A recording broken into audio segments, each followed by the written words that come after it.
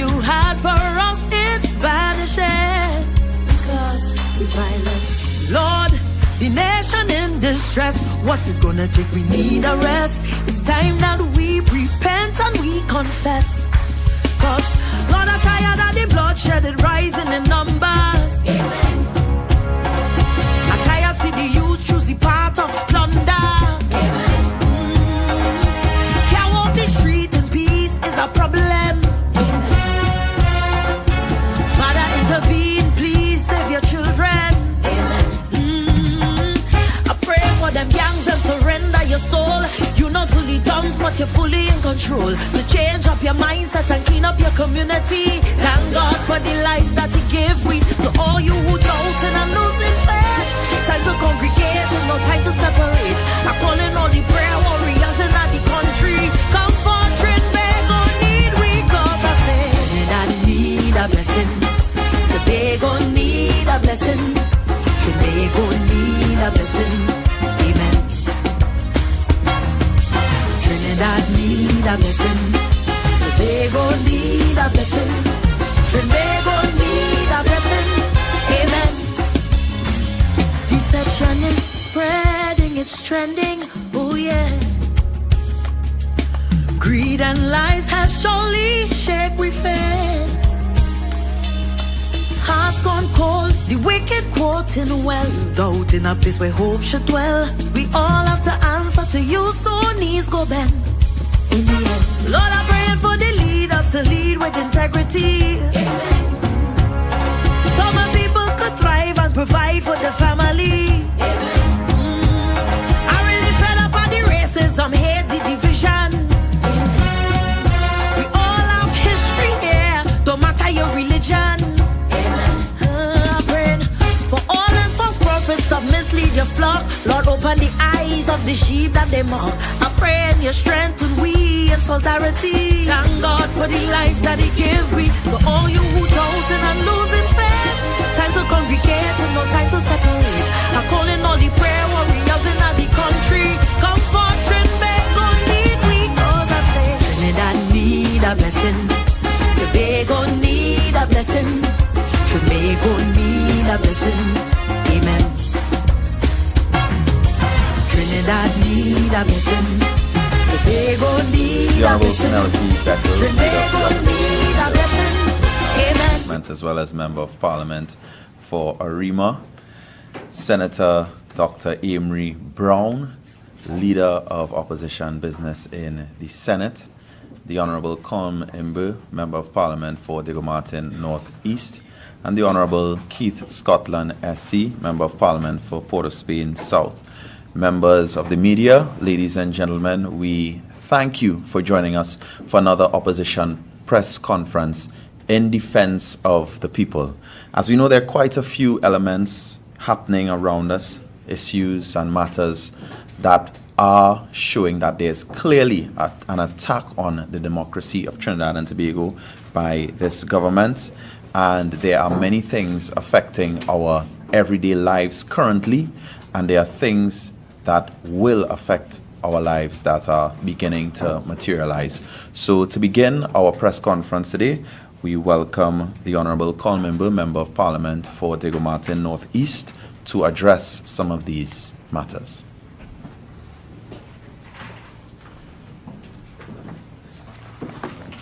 Thank you very much. Good morning, political leader.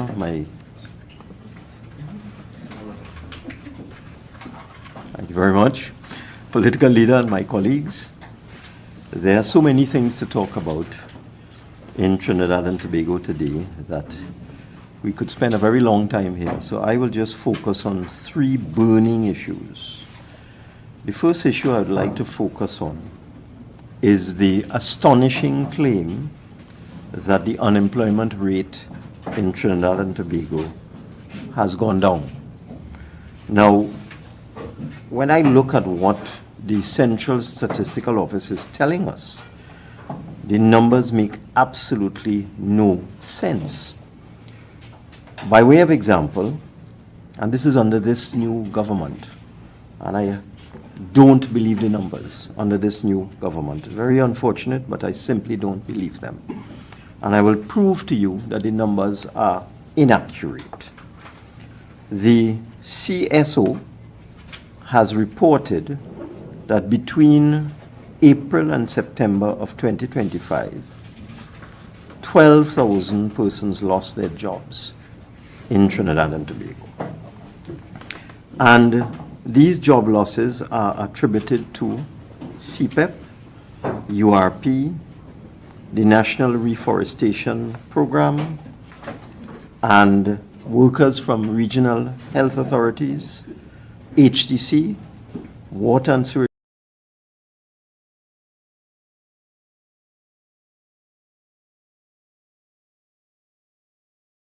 authority, and several other government departments. People working.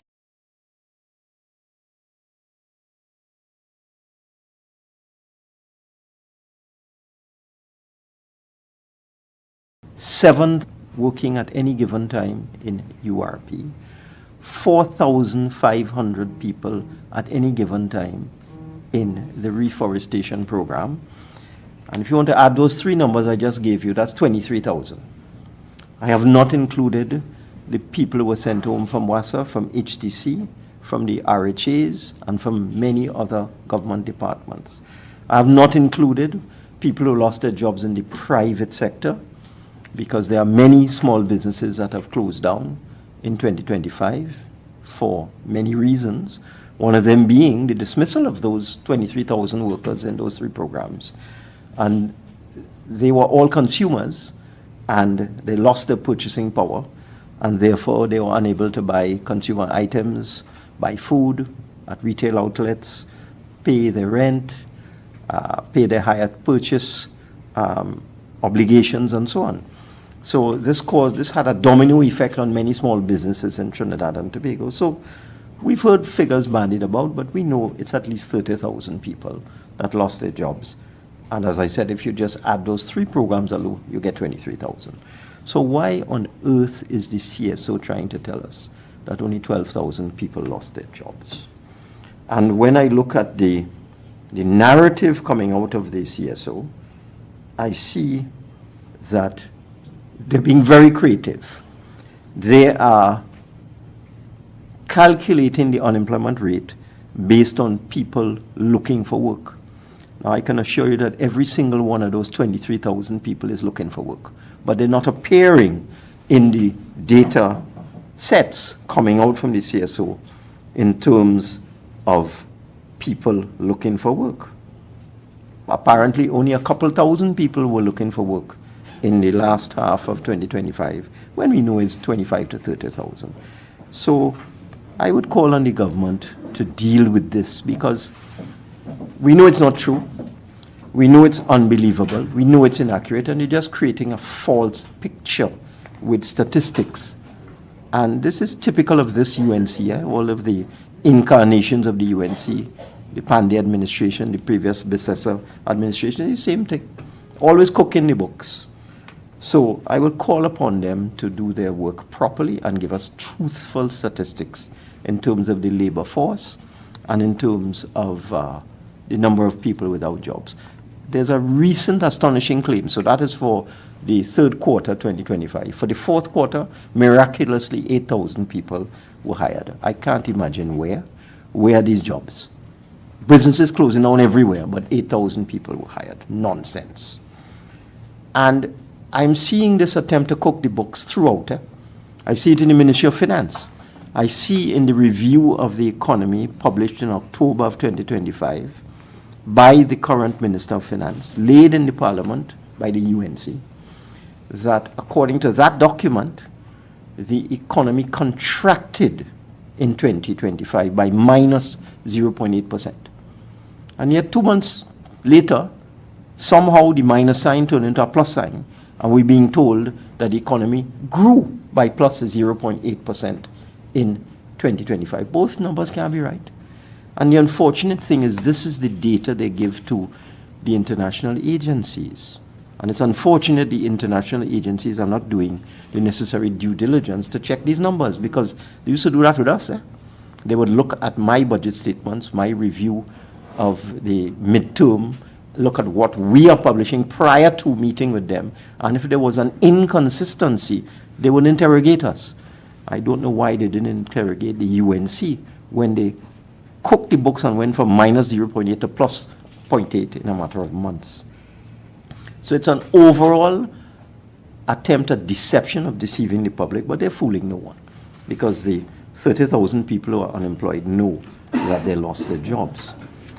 The other burning issue I'd like to deal with is the crisis in terms of allocations in government departments and public bodies, particularly local government bodies, in terms of the amount of money that is required to pay wages and salaries. Now, the UNC did a number of things. In the budget of 2025, October for 2026, there was no allocation made for the 10% increase in salaries for public servants or for daily rated workers. But subsequent to that, we saw a number of collective agreements were finalized with a number of unions. I'll start with the Public Service Association. The government finalized an arrangement with them after the budget for an additional $420 million annually in recurrent expenditure. That's not in the budget. $3.8 billion in back pay arising from the 10% for public servants. In addition to that, in February, I believe, let me get the exact date. Yes, it's in February. The government finalized another 10% increase with daily rated workers. That's going to cost the state $2.6 billion in back pay and add $252 million annually to the national wage bill. So you take those two numbers together, you're getting almost $700 million in wages and salaries that was not catered for in the 2026 budget, for which there is no allocation. And you also have back pay of about $6 billion from what I've just counted out there. And they made a partial payment of back pay in December. And what they did to local government bodies is they told them they have to pay it. So corporations like the Port of Spain City Corporation and so on were instructed to pay the first installment of the back pay and also pay the increased salaries without an allocation. So you reach now to May of 2026, and this is what is happening in the Port of Spain Corporation. I'm just giving you one example of what is happening here. The Port of Spain Corporation finds itself, and it was already in difficulty in terms of having its budget for scavenging for garbage collection drastically reduced. And it finds itself in a situation where there are now shortfalls across the board in basically every single vote in the Port of Spain Corporation. They find themselves being told by the Ministry of Local Government to take money that is allocated for other things, such as the development program for repairing roads and dealing with water courses and so on, and transfer it into the personal expenditure vote to pay this increased salary and to pay this back pay. So the first attack on P&M corporations in particular was to drastically reduce the allocation for scavenging for garbage collection in 2026 from the 2025 factor. And the next attack was to tell them they have to pay the 10% without an allocation. And now the Ministry of Local Government is moving money out of the corporations from critical areas and telling them that has to be used to pay for these things. Because what has happened is there's been no midterm review. We're in June, and there's no midterm review. We have a sitting of Parliament on Friday, and it's not on the order paper. And there is a requirement now for a supplementation of appropriation bill. has to happen. The minister has to come and add at least $1 billion to deal with these back pay issues and to deal with the 10% that has been given to both daily paid workers and also monthly paid workers. You have this situation with WASA, where WASA was under-provided for by hundreds of millions of dollars. WASA is going to run out of money anytime now. They're going to need another $300, $400, $500 million, especially with the new hires at WASA, 400 additional workers at WASA. So the minister is going to have to come to the parliament very soon, within the next 2 weeks, and add a couple billion, maybe $3-4 billion to the budgetary allocation for 2026. But because he hasn't done that yet, you have corporations who are simply running out of money. There are several corporations, particularly P&M corporations, who will not be able to pay their workers at the end of this month of June. So that is another crisis waiting to happen. Not only do they not have the money to pay salaries and wages, but they are losing their allocation for the development program. I saw the Samuel Lavantil Corporation sent me some information this morning. They had funding in their development program to build a building for the municipal police and to do a lot of infrastructure work. And like a thief in the night, the local government ministry has just deleted that from their allocation and transferred it into the Ministry of Local Government, taking it out of the Samuel Lavantil Corporation's budgetary allocation. Just gone. Just with a stroke of a pen. Take it out, gone, and send a memo to Samuel Lavantil telling you, oh, by the way, we just took several $1 million out of your budget for roads and drains and for development projects, and we're going to use it for something else. The other thing, disturbing thing I'm seeing, is that the Minister of Local Government started an employment program. You will see them around. It's supposed to be a replacement for CPEP, but it's employing maybe 5% of the people that used to be employed in CPEP. And it's supposed to be funded by a fund called the Employment Fund, which the Minister of Finance made a big song and dance about in October 2025. Now, all of a sudden, corporations, one by one, P&M corporations are being communicated with to say, we take in money from your allocation to pay for those workers. So the Ministry of Local Government is employing people. They're giving corporations the opportunity to have a say in maybe 20% of the workers. The ministry is keeping for itself the power to employ 80% of these workers. And they're now telling the corporation, and you have to pay for it.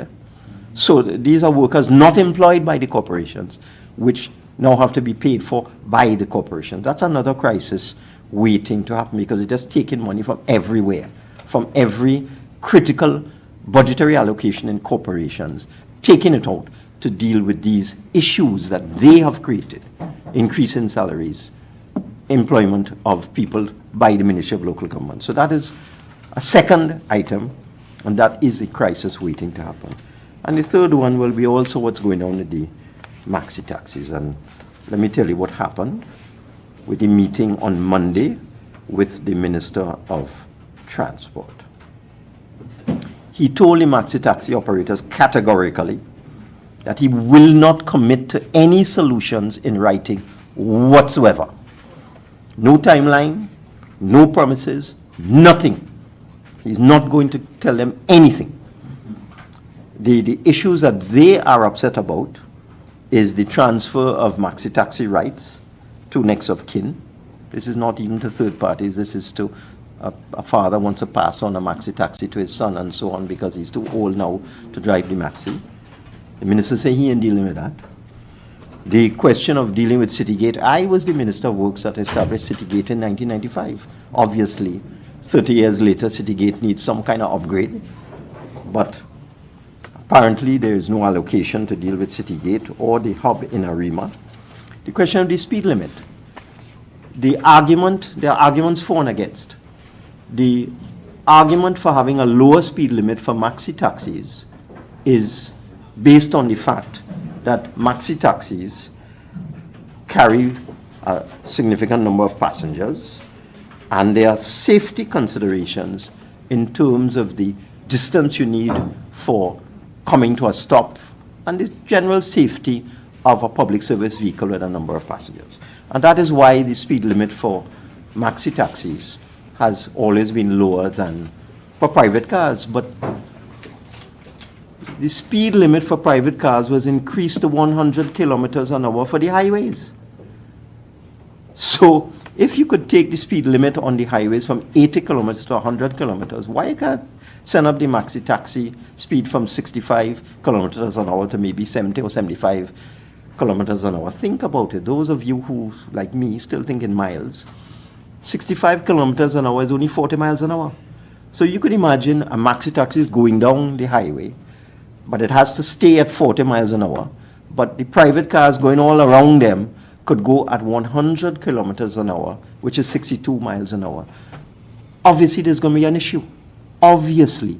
And I think it is quite justifiable with the speed limit having been increased from 80 kilometers an hour to 100 kilometers an hour for private cars, that there should be some consideration given to increasing the speed for maxi taxis, maybe by 5 kilometers, maybe by 10 kilometers. It will make a big difference.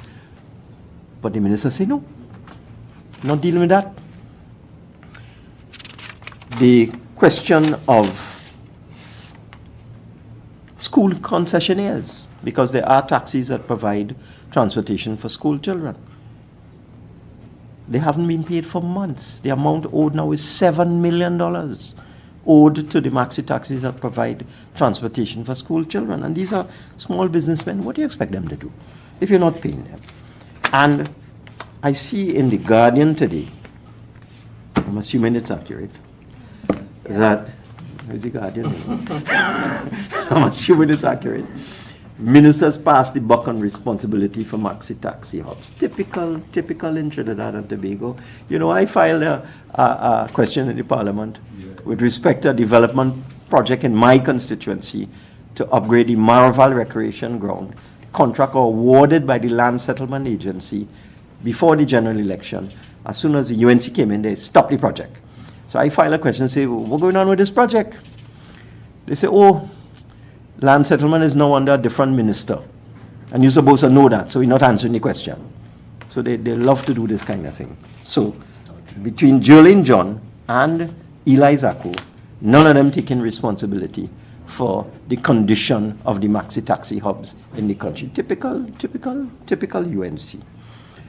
So we had a shutdown on Monday, a partial shutdown yesterday. Obviously, the maxi taxi drivers and owners, they're not rich people, so they can't stay off the roads forever. They're making a point. I have never seen this kind of action before from maxi taxi operators, and it is based on the approach of this government. This is a government of contempt. Every time you try to deal with an issue, they are contemptuous. I have a pothole in my constituency on Saddle Road, blocking up traffic for hours. I've been talking about it in Parliament for 1 year.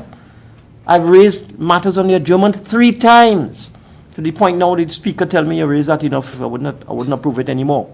But the pothole still there is about 5 feet by 5 feet. 1 year.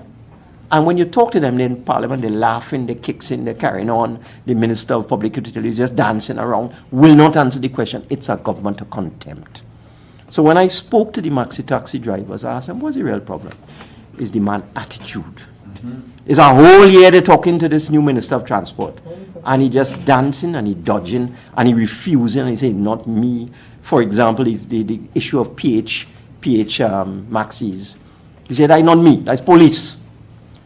But he was told by the maxi taxi drivers, what nonsense you talking? You have traffic wardens that report to you. You have licensing officers that report to you. So you have licensing officers with powers of arrest and making charges and fines and so on. You have traffic wardens who could issue ticket. All of them reporting to you. Their sole purpose is to deal with traffic management, but it's not your responsibility. They say they describe the man as totally disconnected. And that is so typical of all these ministers. Jolene John disconnected. I don't know what happened to her. She used to be somebody with some kind of reputation. She's gone through Can you patch a pothole?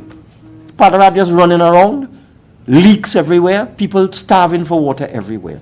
And when you try to talk to these people, all you get is arrogance. So I could talk here for hours, but I think I've said enough for now. Thank you. Thank you, the Honorable Colm Imbu.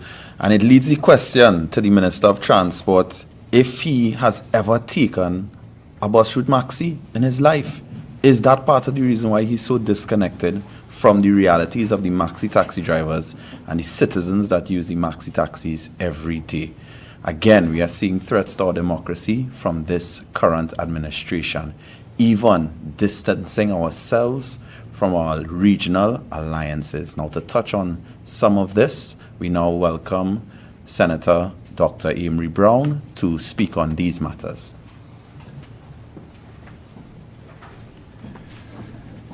Thank you very much, Brother Hans, Member of Parliament for Diego Martin West.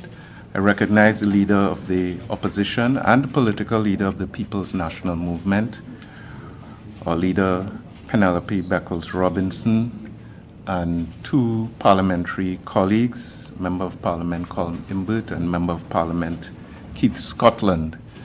Good morning, ladies and gentlemen, members of the media. I want to take you back to the 26th of February 2028, when Trinidad and Tobago plunged CARICOM into a crisis of our own making, a crisis of Trinidad and Tobago's making, when our Prime Minister, Kamla Persad-Bissessar, made the decision to leave a CARICOM heads meeting early and absent herself from the heads retreat on the island of Nevis. Members of this population and members of the media have not achieved any response from the Prime Minister on the key question as to why she made that decision. What we've seen since then is a Herculean effort to cover up that decision, piling on question, controversy, issue after issue on the doorsteps of other people, such as the then chairman of CARICOM, the Prime Minister of St. Kitts and Nevis, the Secretary General of CARICOM, and all and sundry, as opposed to Trinidad and Tobago's Prime Minister, answering with respect to her responsibility. The opposition has said it before, the taxpayers of this country sent her to that meeting to represent Trinidad and Tobago to its completion. She made the decision to leave the CARICOM heads early, resulting in Trinidad and Tobago's absence from the retreat in Nevis, and then they subsequently complained to high heavens about what essentially was her decision. So we are encouraging the media to continue to press for a reason for that decision by the Prime Minister. Now, there are consequences flowing from that continue to affect the regional community and Trinidad and Tobago to this day.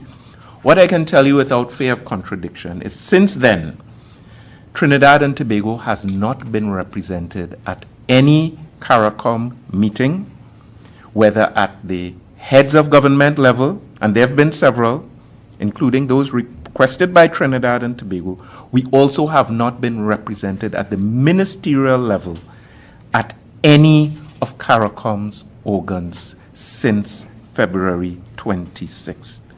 And the question to this UNC government is this: is this the new normal for Trinidad and Tobago? And how long do they intend to continue with that degree of irresponsibility? Further, has the Prime Minister of Trinidad and Tobago, Kamla Persad-Bissessar, abdicated on her responsibility under the CARICOM quasi-cabinet for regional security? It's a simple question. Has she abdicated that role and abandoned that role? The evidence would indicate that that is exactly what has happened. Further, what happens in 2028 when Trinidad and Tobago assumes by rotation the chairmanship position of the Caribbean community? At that point, you will have, if God frowns on us and we continue to sit and suffer under this UNC government led by Kamla Persad-Bissessar, we'll have a prime minister in the form of Kamla Persad-Bissessar, who will be chairman of CARICOM at that time, and we will have Secretary General of CARICOM, duly reappointed, fully accepted by the community, and endorsed as Secretary General of the Caribbean community. And I invite the national and regional population to think ahead as to what will happen during that particular period. We do not believe that these are premature questions. These are matters of policy involving Trinidad and Tobago, and the government has a duty to present answers and clarity on these matters. Further, what are the implications of Trinidad and Tobago's non-participation for the organs of CARICOM? What are these organs of CARICOM to which I refer? There are a number of examples. For example, the Caribbean Examinations Council. These are some of the things that we take for granted. I see some persons, trolls on social media saying, well, what does CARICOM do for we? What does CARICOM do for us? Every single day, we, the people of this country, benefit from our participation, contribution, and support for the Caribbean community. So the CXC is one example. What are the implications for Trinidad and Tobago's continuing participation and benefit from the Caribbean Examinations Council? There is the COTED, the Council for Trade and Economic Development, with implications for the Trinidad and Tobago Manufacturers Association, all our exporters, manufacturers, distributors within Trinidad and Tobago and the wider region. What are the implications of this reckless and irresponsible posture from Trinidad and Tobago for our participation and membership in COTED? There's COFCOR, there's the Council for Human and Social Development, there's CONSLAE, the Council for National Security and Law Enforcement, there's the Legal Affairs Committee of CARICOM, on which our Attorney General, every Attorney General in the community sits on the Legal Affairs Committee. When we demitted office, working on key legislation, regional arrest warrant, model legislation that can help, besides all the posturing and rhetoric, in the fight against narcotics, the ability to counteract trans-border crime, etc. These are active bodies of work. Trinidad and Tobago, with its reckless posturing, is putting all of this work in danger and is in a position to deny this country of the benefits of these regional entities. The Caribbean Meteorological Association, a vital part of the chain of events here, where our farmers or airlines, the other participants in the national community are able to get a proper forecast and information from the regional level filtering to the national level. The Caribbean Public Health Agency, which we referenced very recently, in the era of Ebola and other emerging threats around the world, including in Latin America and the Caribbean. These organs of CARICOM that we sometimes take for granted, that work in the background, are essential for our safety, our development, and our future. That's the way the system is set up.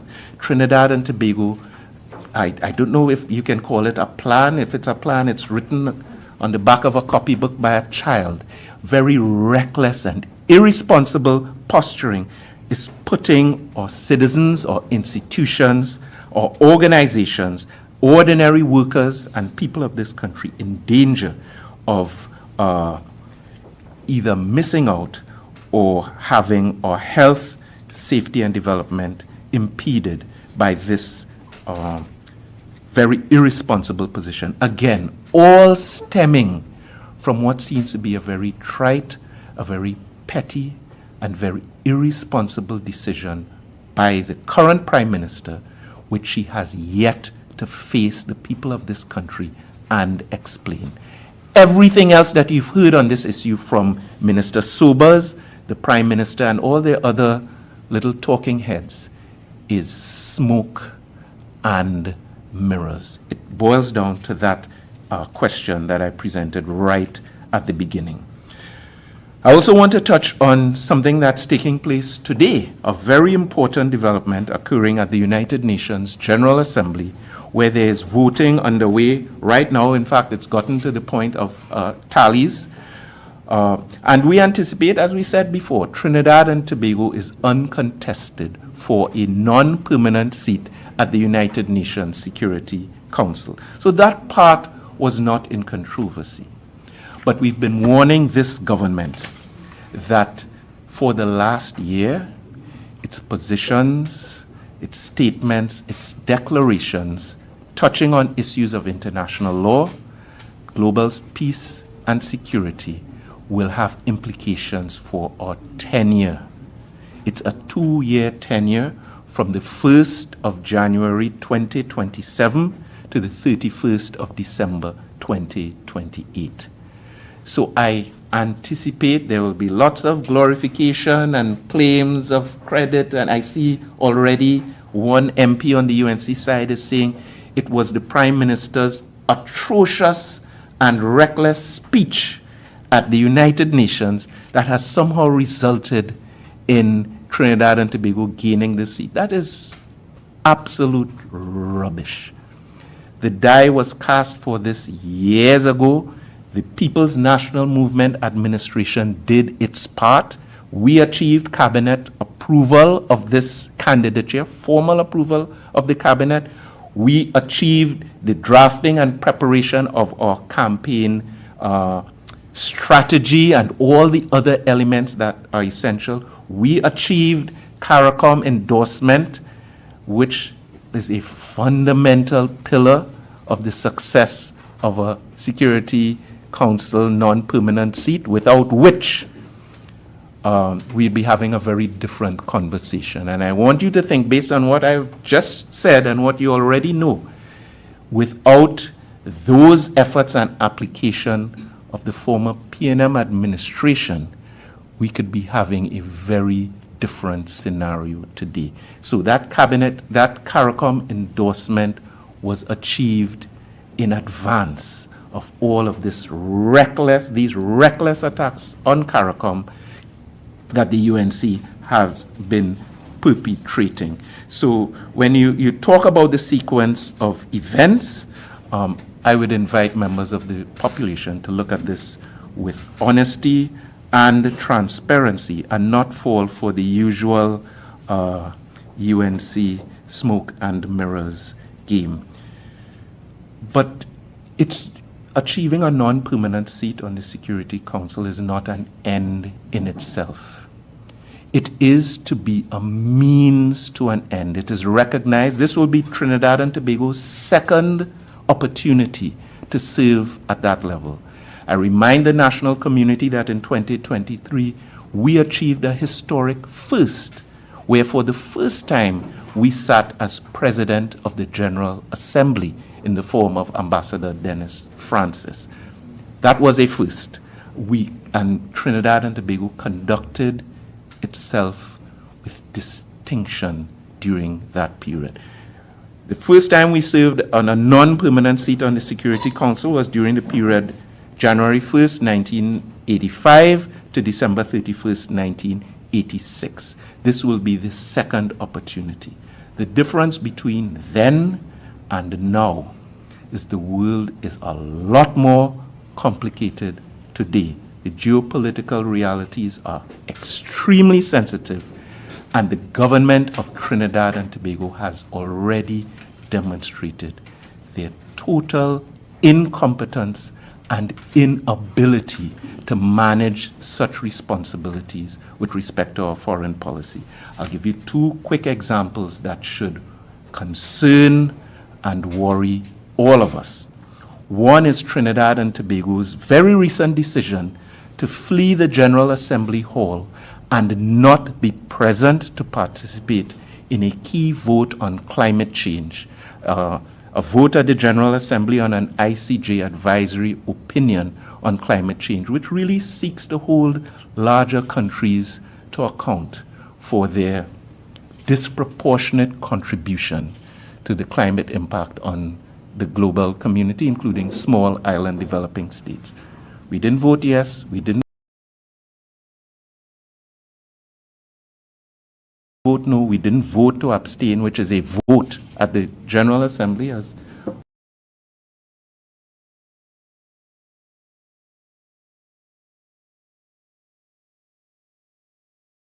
former.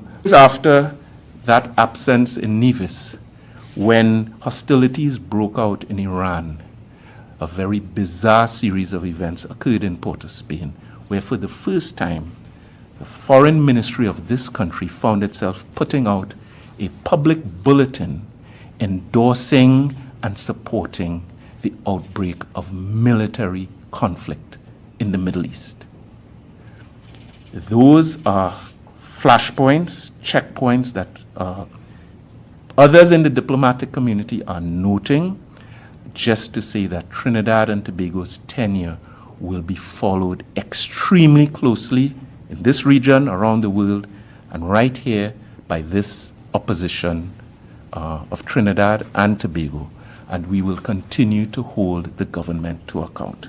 The final issue that I would refer to, speaking of unfortunate decisions, is the complete departure and reversal of Trinidad and Tobago's long-standing principled position with respect to the Republic of Cuba. Some of the issues are now well familiar to the national community, but once again, Trinidad and Tobago was represented at an organ of CARICOM, COFCO, which comprises the foreign ministers of all the countries of CARICOM, engaged in significant discussions and achieved a consensus position on Cuba.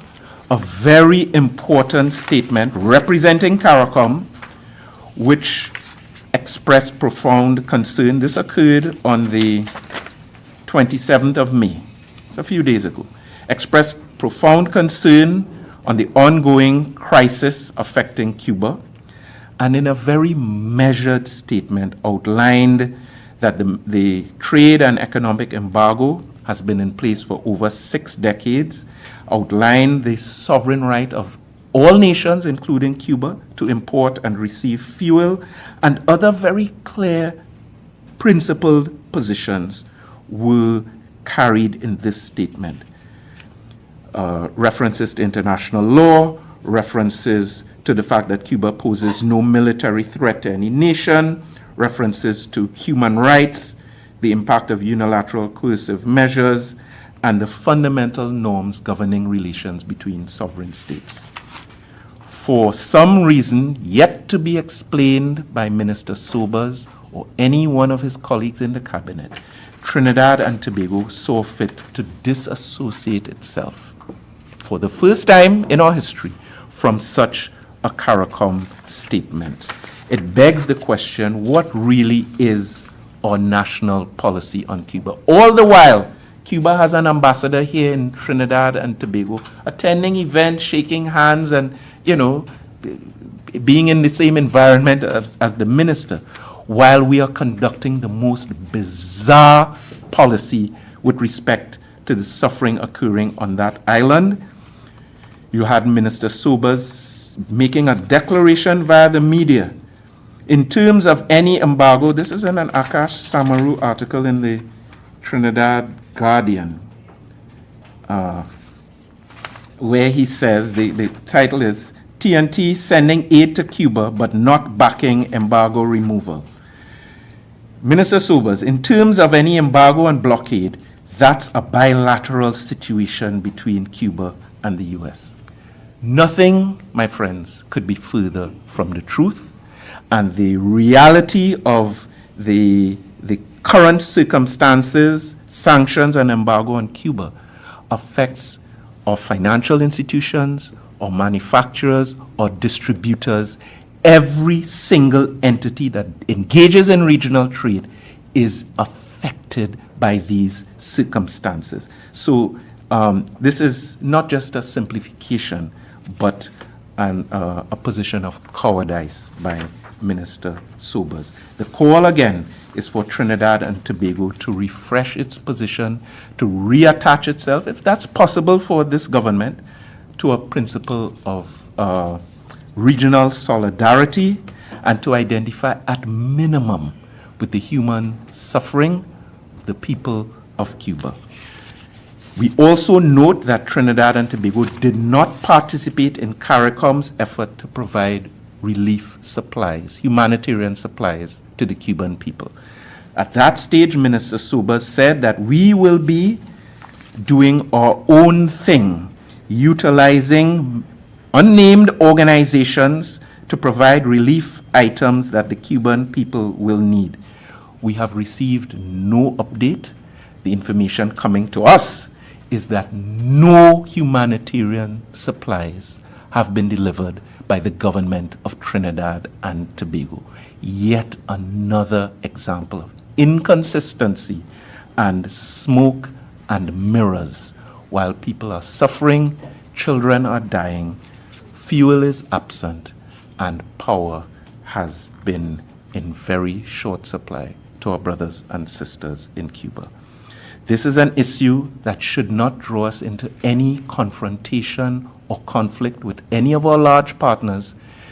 Trinidad and Tobago's position and CARICOM's position has always been acknowledged and respected by the United States of America, the European Union, and all other partners.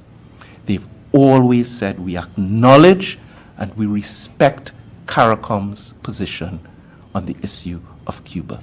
Trinidad and Tobago has done a 180-degree reversal and has abandoned once again its responsibilities within CARICOM. So I will leave it there with those issues, and with respect to our position on the Security Council. The hard work is ahead. We in the opposition will be doing our part, as we always have, in holding this government and its representatives at those bodies to account every single day. Thank you very much.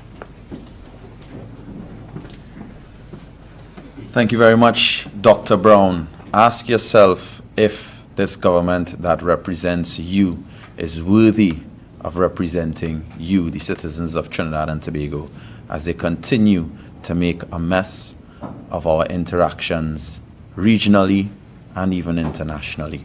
Up next to speak further on the ways our democracy continues to be attacked, we welcome the Honourable Keith Scotland, SC, Member of Parliament for Port of Spain South.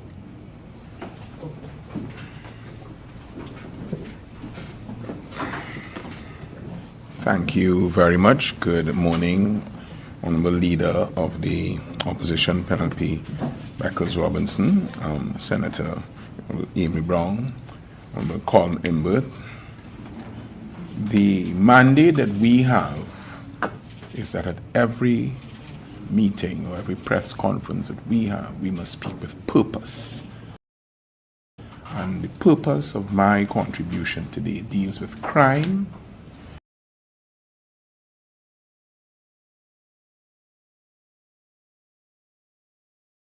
particularly the recent continued attack on our democracy, and in particular the Gazette that prohibited demonstrations and process, and that is Regulation 4 of the Emergency Powers Regulation that were just issued by the Commissioner of Police. Over the last several days in Trinidad and Tobago, we have witnessed events that should concern everyone, regardless of your political affiliation. And as the state of emergency reaches its expiration, We note that since this government has had control of governance in Trinidad and Tobago, we have been under a continuous state of emergency. My math tells me that this government has been in charge of our country for 398 days. And out of this, we in Trinidad and Tobago have been under a state of emergency for 257 days, some 66% of the time. That is something that must be a concern for every right-thinking citizen in Trinidad and Tobago, because extraordinary powers were sought from the Parliament on the basis that Trinidad and Tobago was facing an extraordinary threat from violent crime.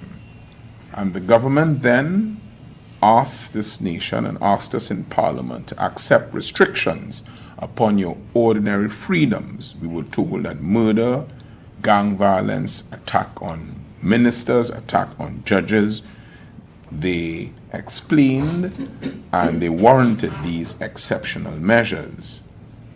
I want to ask the country, how many gang leaders have been arrested under this present state of emergency? The answer is 0. The opposition says now, based on recent events, that we have reached a stage where citizens engage in legitimate civil participation and civil protests have become the focus of law enforcement instead of what was touted to us to be the reason for the continuation of the states of emergencies. Over the last several days, this country has witnessed arrest of citizens participating in the 19 Bullets 19 protest campaign, arising out of legitimate public concerns surrounding the death of Joshua Samaru and the subsequent charging of Seeley. These are legitimate concerns because the charging raises more questions than answers. And aren't people entitled, without breaching the sub judice rule, to ask these questions and to put their views in the public domain? There have been public reports now that Alyssa Phillips was arrested during a protest outside the office of the Director of Public Prosecutions. Jason De Silva was also arrested in connection with those events. And reports indicate now that Camille Carrasquero was also charged with disorderly behavior and with influencing public opinion in a manner prejudicial to public safety. When this clause was included in the regulations for the state of emergency, we raised an alarm, not because it wasn't included in the previous regulations under the PNM government, but in Parliament and both at this press conference here, both the leader of the opposition and myself, we said it is not the fact that the regulation is there, but how it will be weaponized. Because under the People's National Movement state of emergency in December 2024 and continuing into 2025, there were no such arrests under that section, is Section 12. That section is now being weaponized to silence people, to silence legitimate voices who are expressing their views in what still remains a democracy. So on behalf of the opposition and on behalf of all right-thinking citizens in Trinidad and Tobago, we say we respect the judicial process, but we also respect the right of every citizen to express their unfettered view in a responsible way in a democracy. The government must explain to us why citizens' constitutional freedoms appear to be attracting this level of attention. Why law-abiding citizens who wish to express their views, who wish to express their constitutional rights, why is it that so much attention is being directed towards them, whilst bloodshed runs rampant in our country. And when we say something, we want to support it. By Sunday, in a span of just 12 hours, whilst Lucia Phillips, whilst Camille Carrasquero, they were being arrested, there were 7 murders in a 12-hour span in Trinidad and Tobago. And the locality of those 7 murders are very important. And we recognize that when a murder happens, there are secondary victims. And we understand that. Michael Joseph was stabbed to death in an altercation that was in Faizabad. They say just a few doors down from the Honorable Prime Minister's constituency office, Jareel Hunt and Randall Felix, they were victims of murder. In St. Madeleine, Martin Harry Prasad, Clary King Fook, and Anthony Ali Bokas were also murdered. This was in Penal. And there's a body that was discovered somewhere in First Caledonia. The point we wish to make as the opposition is that murder and crime is ubiquitous. It is not isolated to what is deemed to be, we say deemed to be, PNM-backed constituencies, because we say, when you look at the numbers, the entire country, PNM is a movement that represents Trinidad and Tobago. Whether you accept us or reject us, we put ourselves up for the entire of Trinidad and Tobago. But while citizens are being targeted by the forces that are there to protect us, 7 murders in 12 hours. That must be a cause for serious concern, because whilst our rights are being trampled, serious bloodshed and crime continues to plague our nation. There is now what we consider the criminalization of democratic participation. That is how I have couched it. It is the allegation that citizens have committed a criminal offense by influencing public opinion in a manner prejudicial to public safety. Trinidad and Tobago, influencing public opinion is not foreign to our democracy. In fact, it is not foreign to any democracy at all. Influencing public opinion on public issues is democracy. And we are saying that that arrest, that regulation, how it is being weaponized, is a direct, clear, and present danger to our democracy. In every elections, what do you think is being sought? Let us say that local government elections is called tomorrow under the state of emergency in the context of Regulation 12. So no candidate could go up on a platform and criticize the present regime. Will that be an act that is geared towards influencing public opinion in a matter prejudicial to public safety? Every election seeks to influence public opinion. Every speech seeks to influence public opinion. I am trying to influence public opinion now to say that this government does not have control of crime in Trinidad and Tobago.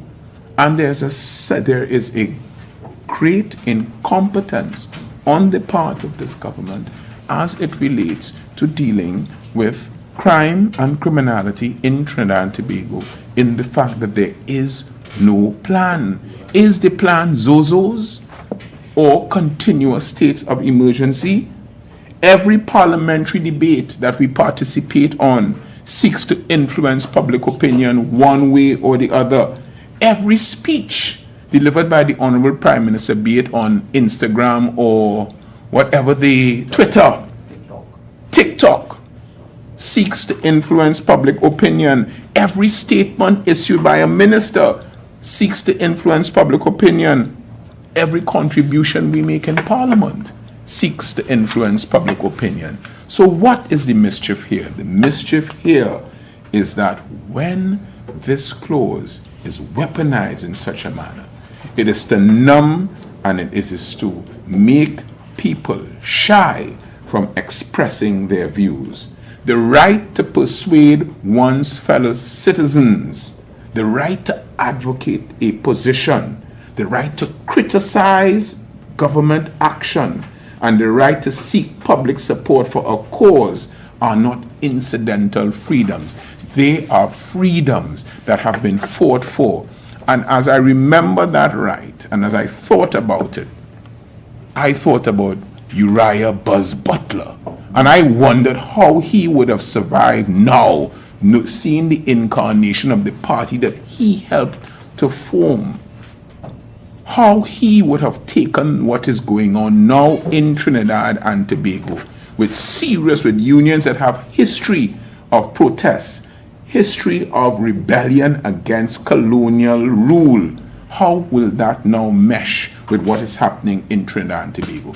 It seems now, because of alliances, some very former powerful unions have been silenced. And that is a cause for concern for their membership. I will say no more on that. We say that the foundation principles upon which our democratic society rests must have leeway for the right to criticize government action. Not to threaten ministers, not to threaten public officials, but to criticize and earnest criticisms. This is why citizens are entitled to ask where the line is to be drawn between coercive powers of the state and powers of the state that are deployed to mute political expression of a differing view. Today, charges may be directed against one group of protesters. Tomorrow, it may very be directed against a media personnel who writes an article giving an opinion in a certain slant. And the constitutional principle remains sacrosanct for the People's National Movement. And we stand for freedom of expression in Trinidad and Tobago once it is done responsibly. The attack on democracy is an attack on accountability. And we have now moved from fighting crime to policing dissent. So we have gone now from a state of emergency that it was supposed to be against gang leaders and murderers to a state of emergency where people protesting outside public offices have been arrested. It is a cause for pause, and it is a cause for serious concern. The concern becomes even more acute when you examine the restrictions imposed under the regulation powers. The regulations, and let me be granular with the regulations to explain to the public, lest you run afoul of it, what is entailed. The regulations establishes 500 meters exclusion zones around the Parliament of Trinidad and Tobago and the parliamentary complex. The Office of the President, the Office of the Prime Minister, the Diplomatic Center, the Office of the Attorney General, the Ministry of Finance, the Ministry of the Defense, the Ministry of Homeland Security, the Office of the Director of Public Prosecutions, Piarco International Airport, A&R Robinson International Airport, Port Authority facilities, the headquarters of the Trinidad and Tobago Police Service, and every police station throughout the Republic, the headquarters of the prison service and every prison and detention facility, and the headquarters of the Defense Force, together with every military base and barracks. The significance of this list is not merely the number of the locations. The significance lies with what those locations represents.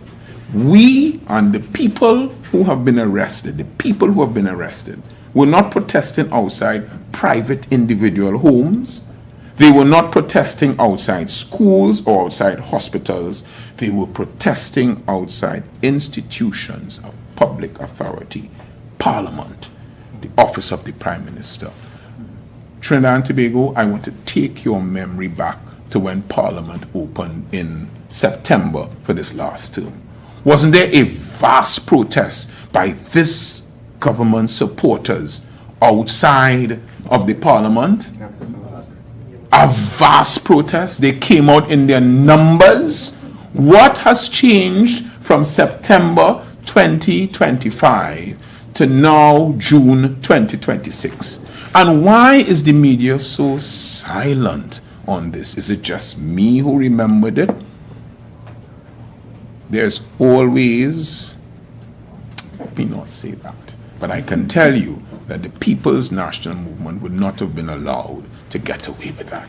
The media would have jumped on it because it is so glaring, and I have not heard one commentary.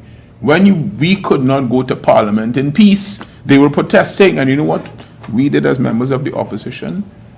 We took our pecan, and now we muted, and we went into Parliament and we conducted our business without any complaint whatsoever. No letter to the Speaker, no letter to the Clerk, because we understand that there's a democratic right for persons to express their views.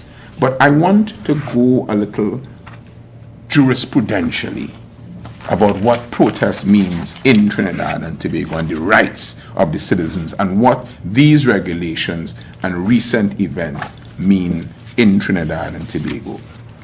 There's a Court of Appeal decision, V.J. Ramai. Do you remember V.J. Ramai?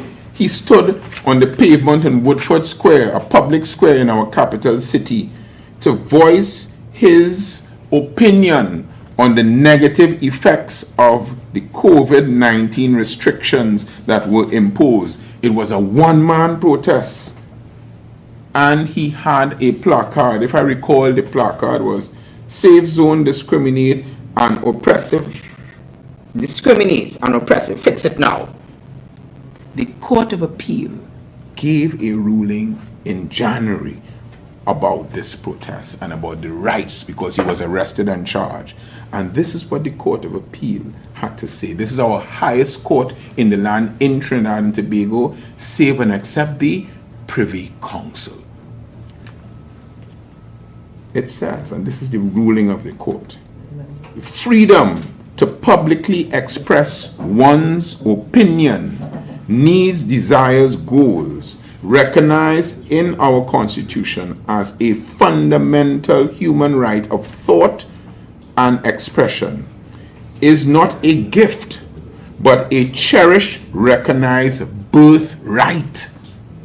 Given voice within the contours of respect for the rights of others and having it heard, gives life to the inclusivity in democratic life, the opportunity to assimilate that voice with shared goals of a future for our people, a satisfaction of our sense of interconnection and belonging in our own governance. So then, if we have no voice, we are robbed of our dignity. Let me repeat. So then, if we have no voice, we are robbed of our dignity. The Court of Appeal then paid particular attention to the historical and, I would think, the soul of Woodford Square. And this is what the Court of Appeal had to say. Ironically, Woodford Square itself, which sits across the Red House, is a powerful historical symbol in our country, well known as the People's Square. I pause now. No one can assemble outside People's Square within 500 meters, but it goes on. It is our public space of debate and is the symbol of free speech. It lies between our Parliament and the Hall of Justice in our capital city. No better juxtapositioning of the importance of free speech and the role of the court to protect it. The People's Square is a space mirroring the public debates in Parliament. the People's University, an expressive free zone in Woodford Square, is well known as a sacred ground for free expression of thought and of expression. Indeed, it has been described as the University of Woodford Square, and this university, it brought political education to the people of the West Indies and introduced a new technique of cold intellectual political analysis based on reasoning and facts. In the university, there was participation of thousands of citizens in the program of political education. This is the Court of Appeal telling the country what the significance of Woodford Square is. And now, under this regime, no one can assemble as they did in September 2025 and voice their views outside Woodford Square now. This must be a cause for concern to the citizens of Trinidad and Tobago. We are turning back the hands of time. What we are doing now is that we are moving from a state of emergency to a state of silence. Emergency powers may be necessary in exceptional circumstances, but they must never be the mechanism with which political dissent is discouraged, public criticism is suppressed, and democratic participation is chilled. And we on this side say the true test of democracy is not how a government treats those who support it, It is how the government responds to those who disagree with it. And in Trinidad and Tobago, at this time, at this moment, there's a lot to disagree with. There's a lot to disagree with. And maybe there's a method to the madness. Maybe the government knows that and has now taken in front because there's a lot to disagree with. The opposition stands firmly in support of public safety, firmly in support of the rule of law, firmly in support of any legitimate effort to combine and to combat violent crime. But we equally stand firmly in defense of our Constitution and in defense of our freedom of expression. And particularly, we stand in defense of the right to peacefully assemble. We stand in defense of the right of citizens to hold those who are in power accountable. And we reject any approach that risks the transforming of Trinidad and Tobago into a state of silence. If citizens become fearful of speaking, fearful of assembling, then protests, they'll be fearful of protests. It is not merely individual liberty that is diminished. It is democracy that is diminished. As I close, I understand why Padarak took a shot at Nyla Blackman, because she could sing better than him and she could give them real performance. Thank you. Thank you very much, the Honorable Keith Scotland, SC Member of Parliament for Port of Spain South. We now welcome our Honorable Leader of the Opposition, Member of Parliament for Arima, the Honorable Penelope Beckles, to address further matters that are affecting us as a society.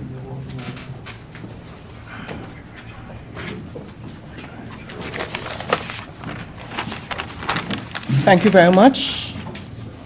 Good morning to everyone. Rather, it's good afternoon. It's now 12:15. So, of course, let me acknowledge my colleagues who are here with me this morning. Senator, the Honorable Amory Brown, and my colleagues from the House, the Honorable Con Imbert, as well as the Honorable Keith Scotland.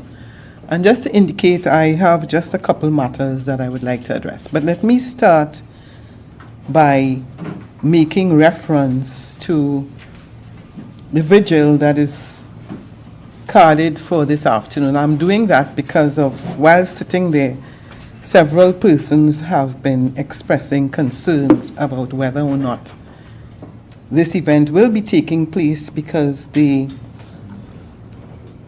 police issued a release a while ago as it relates to a march that was due to take place this afternoon. And that is, so that release came out just a short while ago, where they issued an advisory to the public ahead of this walk for peace, and indicated that the public needs to be reminded that the country is under a state of emergency, and that no authorization has been granted for any public march or procession associated with this event. As a result of that, I have been seeing since yesterday several persons posting that the meeting organized for today, that meeting is off. So let me just make it abundantly clear that that meeting is on. You would be familiar with section 1093 of which requires that the Commissioner of Police to communicate in writing any prohibition of a meeting. We have had no such prohibition, but I will just advise you that pursuant to that section, we officially notified the Commissioner pursuant to law as it relates to that meeting. Information was requested. We provided the appropriate information. We did not seek approval for a march. It's not a march. This is a meeting that we are having, so that we expect, as is traditional, that we would have our peaceable and orderly meeting this evening at the Quasi.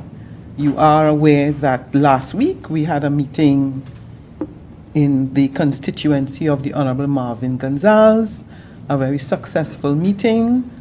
So to those who are putting up on Facebook about our vigil and our meeting, I just welcome all of you who would like to attend, to wear white, and to walk with a candle. I would now like to go into some concerns that the opposition has. And I want to start by making reference to some statements made by the Prime Minister, the Member of Parliament for Saparia. And this is continuing the discussion by the Honourable Keith Scotland.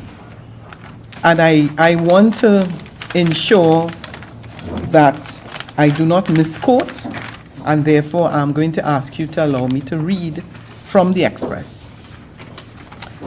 Citizens are free to protest, free to shut down the country, or free to turn up to work on any day. In our society, citizens are allowed to pursue their individual choices within the law. At the end of each month, every individual has to pay their bills, and therefore they should make choices that best suit them. Now, what does that really mean? You start to tell everybody, you're free to protest, you're free to shut down the country, but remember, you have bills to pay at the end of the month. Now, that is really a threat about your job. That's what it is. You want to go and march. Why are you going to pay your bills? So what is the Prime Minister really saying? And so I want to say to citizens of Trinidad and Tobago, you all really need to be very conscious of the contradictions and the hypocrisy of this Prime Minister. And as the Honourable Keith Scotland said, I was there in September, like Mr. Imbert and like Senator Brown. I mean, you all saw the thousands of, it was huge. And I mean, the Prime Minister was able to go, of course, across, and several of her ministers walked across, and everybody was shaking hands. We didn't have that luxury because they were saying a lot of things about the opposition. We know that when you look, most of the people over there were in yellow, some had some other colors. But they brought out those people to protest against us. And you know what is interesting is that this Prime Minister, now leading the United National Congress, a party, of course, formed by the Honorable Basdeo Pandey. And I wonder, I mean, I can't say that Mr. Pandey is turning in his grave because we know he was cremated. But I wonder, as somebody who formed this party, someone, the legacy of Mr. Pandey, somebody, the old Sugar Workers Union, for all the years, that you now have a prime minister who is threatening people about protesting and who's saying to you, protest, go ahead, protest, shut down the country, but remember you have your bills to pay. Read between the lines and you understand what it is the prime minister is telling you. This same prime minister who now has a brand of wanting to cuff down people, to take away people's visa, to load up the matic. Now she's saying to you, you want to protest? Protest. But remember you have your bills to pay. But I want to go a little further. Because this prime minister would have formed a coalition with several other trade unions. And their support would have been responsible for her being in office today. So if you look at that Guardian headline, you would see that picture of the several trade unions that came together to ensure that the Prime Minister is in office today. So the question was asked about the unions and what is her response, because the union, this particular clause, this 500-meter clause, is an attempt to clip the wings of the unions. But I want to say to the comrades, I want you to listen very carefully what the Prime Minister, the advice that she's giving to you. I suggest that the union should focus on working with the government on issues that would actually benefit their members. Every citizen can protest anywhere in the country besides these 15 places. I mean, isn't that amazing?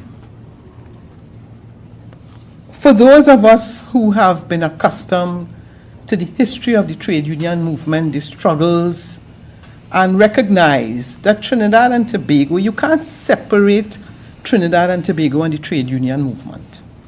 Whether you think of Section 34, whether you think of Buds Butler, whether you think of Rafik Shah, whether you think of George Weeks. And we know that it is not unusual to see members of the public, civil society, going to the diplomatic center, going to President's house. I am sure Mr. Imbert would tell you, I mean, it's not unusual for the trade union and other persons, farmers, to be protesting outside the Ministry of Finance. Normal. And people of Trinidad and Tobago, you need to ask yourself, what is this government afraid of? I mean, imagine you can't go by the airport. You can't go by A&R Robinson Airport in Tobago. You can't go on the promenade. I mean, what is it this government is afraid of? A government that, as I said, joined together with the trade union movement and is now telling them, you really should focus on working with us on issues that benefit your members. Well, we all know that on many occasions it's because of the blood and sweat of the trade union movement, marching and protesting, that a lot of their workers have benefited. This is a prime minister, for years, when the prime minister was in opposition, protested.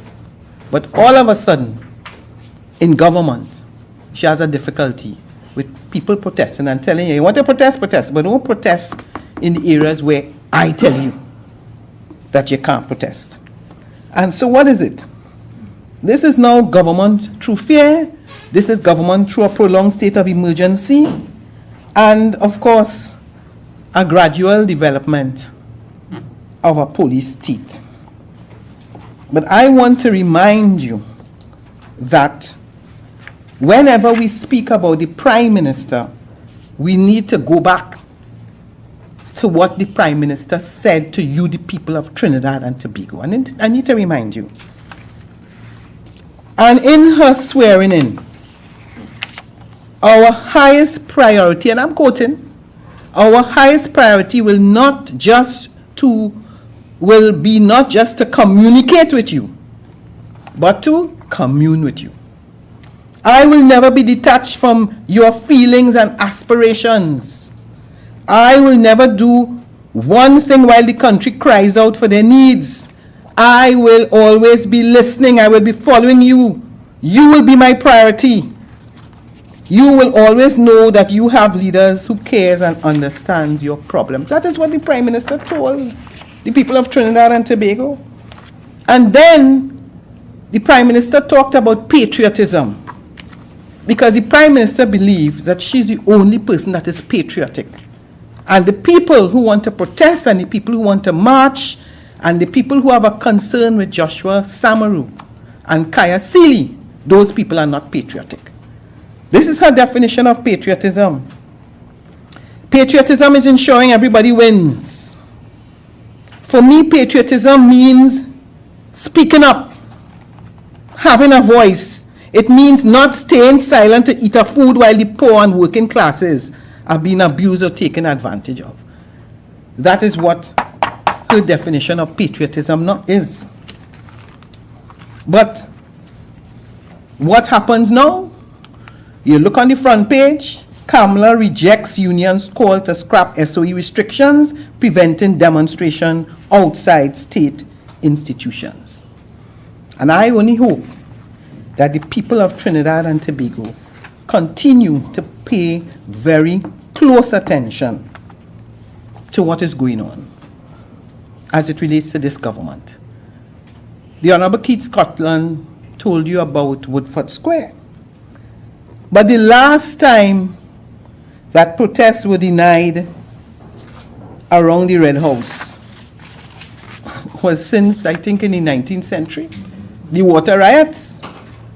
This government is taking us backward. No plans, no care, no concern, no sympathy. They are only concerned about keeping people silent. And anyone or any organization that they believe is a threat to them, they will do whatever is necessary to make sure that you're either going to be arrested, you're going to be charged, you're going to be put in fear. Because we need to remember that they spoke about cell phones and expressing fear to people about conversations on cell phones. And that is what we are reaping now, having put this government in office. I want to remind you now, as I talk a little bit about the whole issue of crime. It was just about 2 or 3 weeks ago in the Parliament that Wayne Sturge, echoing the comments of his Prime Minister, spoke about the fact that the majority of crimes were taking place in PNM constituencies. But they always say, the law don't sleep, So shortly thereafter, you have a triple murder and a double murder and another murder in where? South Trinidad. And the double murder not far from the police station in Pinal. And in whose constituency? The Prime Minister. But you would have the whole world believe that every crime that is committed in PNM constituencies. And As we speak, the murder toll now is 156. And this government would have you believe that crime is down. My information around this time, it was just over 160. So let them bring to you the evidence to show that crime is down. I want the Prime Minister to understand that when the Prime Minister speaks about crime,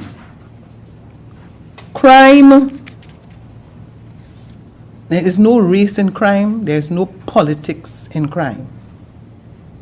And you want to utilize circumstances to convince the people of Trinidad and Tobago that something miraculous takes place in P&M constituencies. I want to further say to the Prime Minister that crime does not discriminate based on political affiliation. Bullets do not ask whether the victim supports the UNC or whether they support the P&M.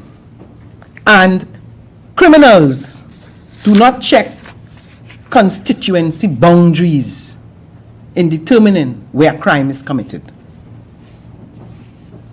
The Prime Minister needs to tell us, 1 year in office, where is your crime plan? Because it is sadly lacking. On Friday, we go back to Parliament, and we expect that this government is going to come back with a ZOSO bill. Two interesting things that will be happening. The state of emergency will come for further extension, because the question was asked by a Guardian reporter, are you going to extend the state of emergency? And of course, the novel response is that she would be advised by the Security Council. But we know very well that they're coming back with a state of emergency. If you convince the population that the only way you will deal with crime is through a state of emergency, then you have to come back for a state of emergency. But further to that, that you're going to come back with a ZOSO bill where you would not need a special majority and where you would not need the support of the independent senators and you would not need the support of the opposition. You're going to come back with that bill so you can pass that bill with a simple majority. Now, this is the same government that spoke about consultation. This is the same government that said to the people of Trinidad and Tobago, that said to the business community, that once you got this stand your ground legislation, crime will be reduced, there will be less invasions. I want to ask you, the people of Trinidad and Tobago, whether or not anybody has been charged under the stand your ground legislation. This piece of legislation where they had consultations throughout the length and breadth of Trinidad and Tobago, because that's their mantra, consultations. But I want to ask you, the people of Trinidad and Tobago, whether they have had any consultations with you on the ZOSO bill. As a matter of fact, they made it absolutely clear when the bill went to the Senate that they weren't going to consult with the opposition. They weren't interested in the views of the opposition. As a matter of fact, you remember that that is the same bill that the Prime Minister said that there were independent senators that were asking for favors to vote. I am calling on the Prime Minister today, months later, to name the independent senators who were calling for favors, because it cannot be that the Prime Minister can stand up in the Parliament or elsewhere and make serious accusations that they are corrupt independent senators, but the Prime Minister names not one single independent senator. And interestingly enough, you're now going to come back to the Parliament and you're going to bring the same ZOSO bill. But in bringing that bill, you are not requiring the support of the opposition.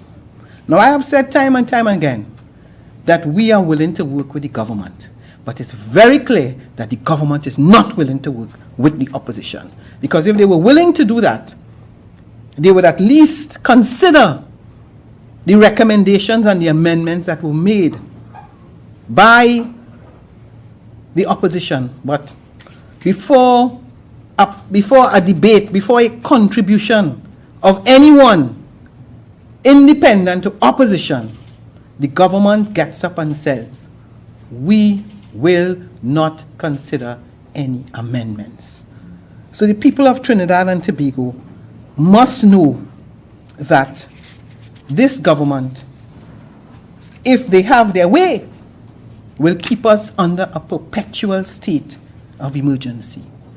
And I want to remind the people of Trinidad and Tobago that during the period 2010 to 2015, under the same Kamla Prasad Bisesa, as soon as they got into office, they implemented a state of emergency. And more than 8,000 persons were arrested, very few charged, and even very few convicted. And what did it result in? The taxpayers having to pay millions and millions of dollars for persons who were kept in custody. Are we seeing anything different? Fellow citizens, you must never forget that this government came to us and they told us that there were threats to the judiciary, threats to the police, threats to members of parliament, and therefore the state of emergency was necessary. That it was necessary to have people held down at the barracks. But lo and behold, the state of emergency came to an end and everybody was released. And they told the public that those persons that were being held were the type of persons that must be kept away from the public because of the threats. How is it that those persons have since been released without being charged? Is this a government that you can trust? Absolutely no. I want to say to the public, because very often people ask, well, what is your solution and what would you do differently? The People's National Movement took a decision as it relates to body cameras. And in September of 2025, this government revealed, when a question was filed by Senator Dan Paul in the Senate to Roger Alexander, a question was asked. And Roger Alexander indicated that some $24.9 million was allocated for the award of a contract to purchase cameras, 3,000 body cameras. That contract was awarded in 2024. When this government got into office, they indicated that they were canceling that to save money. I saw today where the government has finally decided that they will go ahead with body cameras. We know very well the importance of technology. So when you talk about what the PNM will do, the importance of body cameras, and we understood the importance of technology. Because if we are to deal with crime, we recognize that we must go the way of technology. And we assure you that when we return to government, our promise of continuing the use of body cameras and our continuation of the use of technology as it relates to fighting crime will be a priority. There are just two other matters that I want to deal with, and it has to do with the issue of non-payment and outstanding monies as it relates to culture. It is a shame that this government is treating our national instrument in this way. A shame. And I want to ask, where is Missing Michelle? Missing Michelle of Moruga, who told us that this was going to be the best carnival ever. Flavor Village. And what has happened since Flavor Village?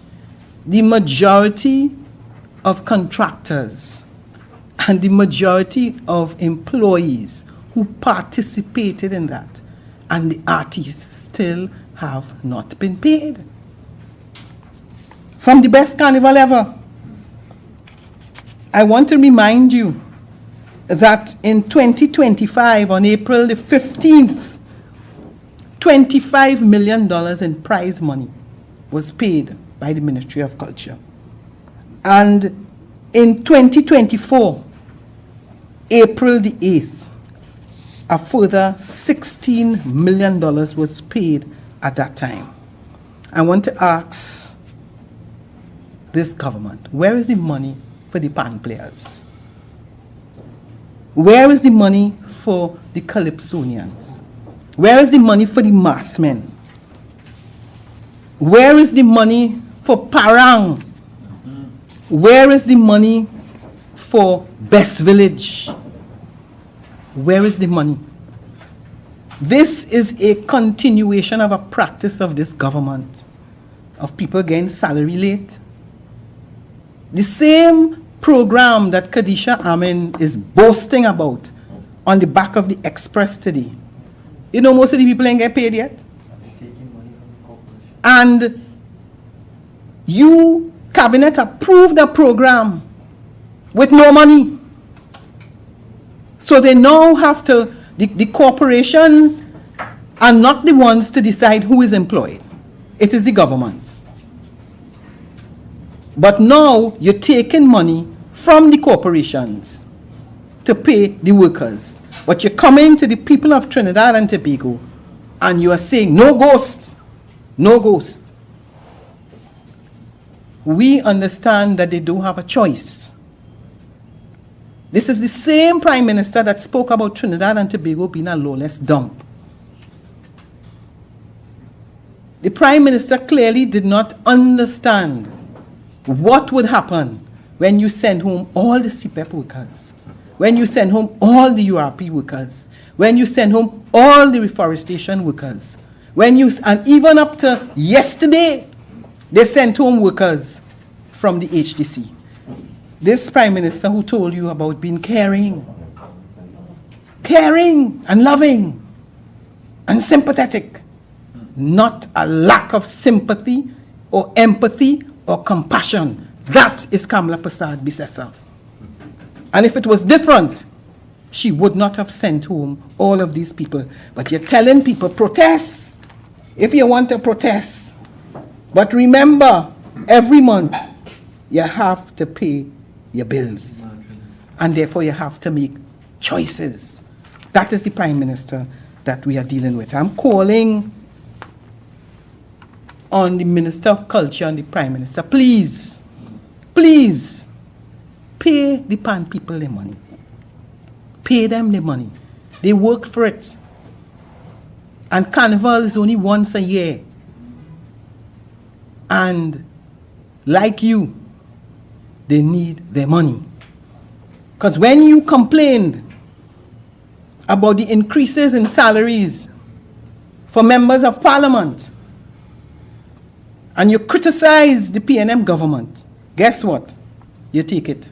90,000. Right? 90,000 a month, you take it. You didn't say that you will keep the old salary. Every single one of you, the largest cabinet in the history of Trinidad and Tobago, causing taxpayers millions of dollars. all of all here. Normal. Having criticized the increase in salary, normal, you'll take the money. My last two issues has to do with reminding the Minister of Public Utilities. You are cautioning people about freedom of expression, especially outside the workplace.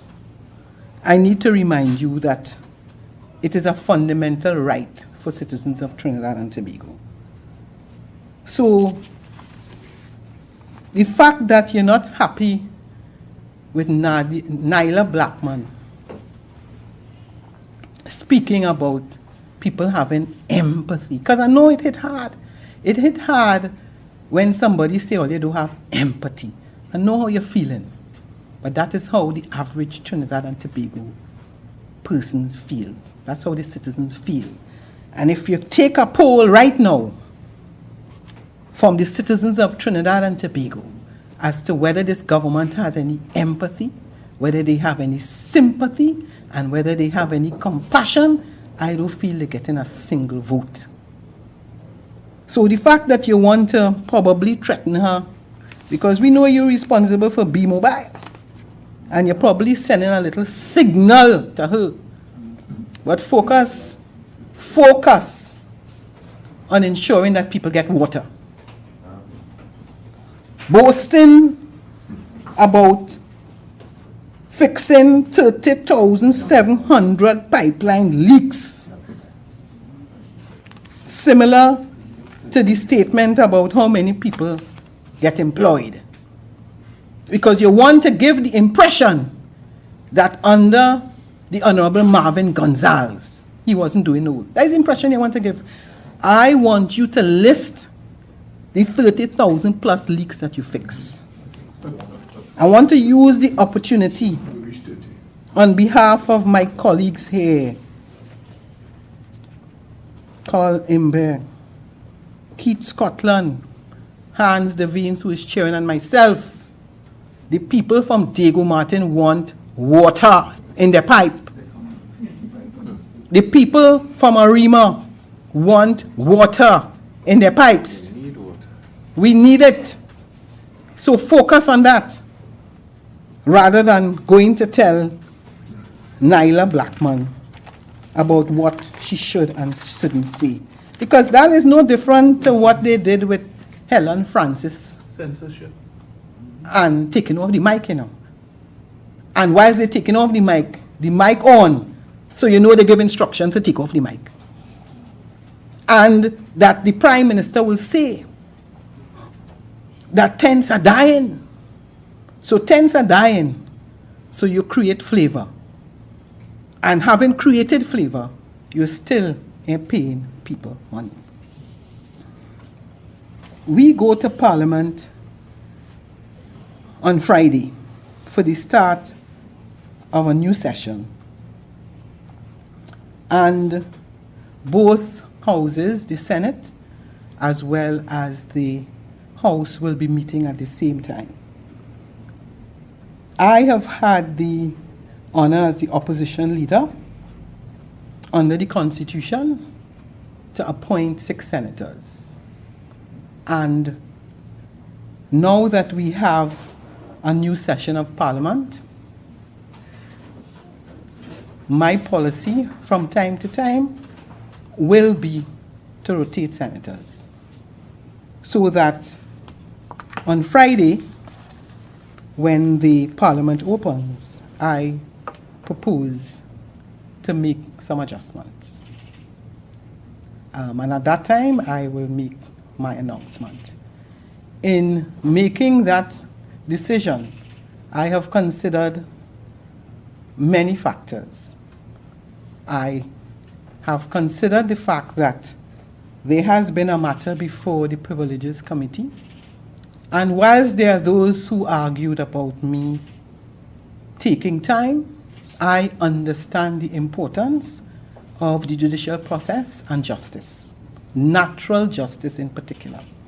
And I know that it was very important to ensure that natural justice took place. As a lawyer myself of more than 30 years, I recognize the importance of the right to be heard. So that on Friday, considering all the factors, including the fact that I do have before me offer of resignation, together all that has transpired over the last couple of weeks or months, and my right to rotate from time to time, which is what I will be doing, not just on Friday, but I also propose to do that over the next couple of years and months. As I said, I will be making an adjustment. Thank you very much.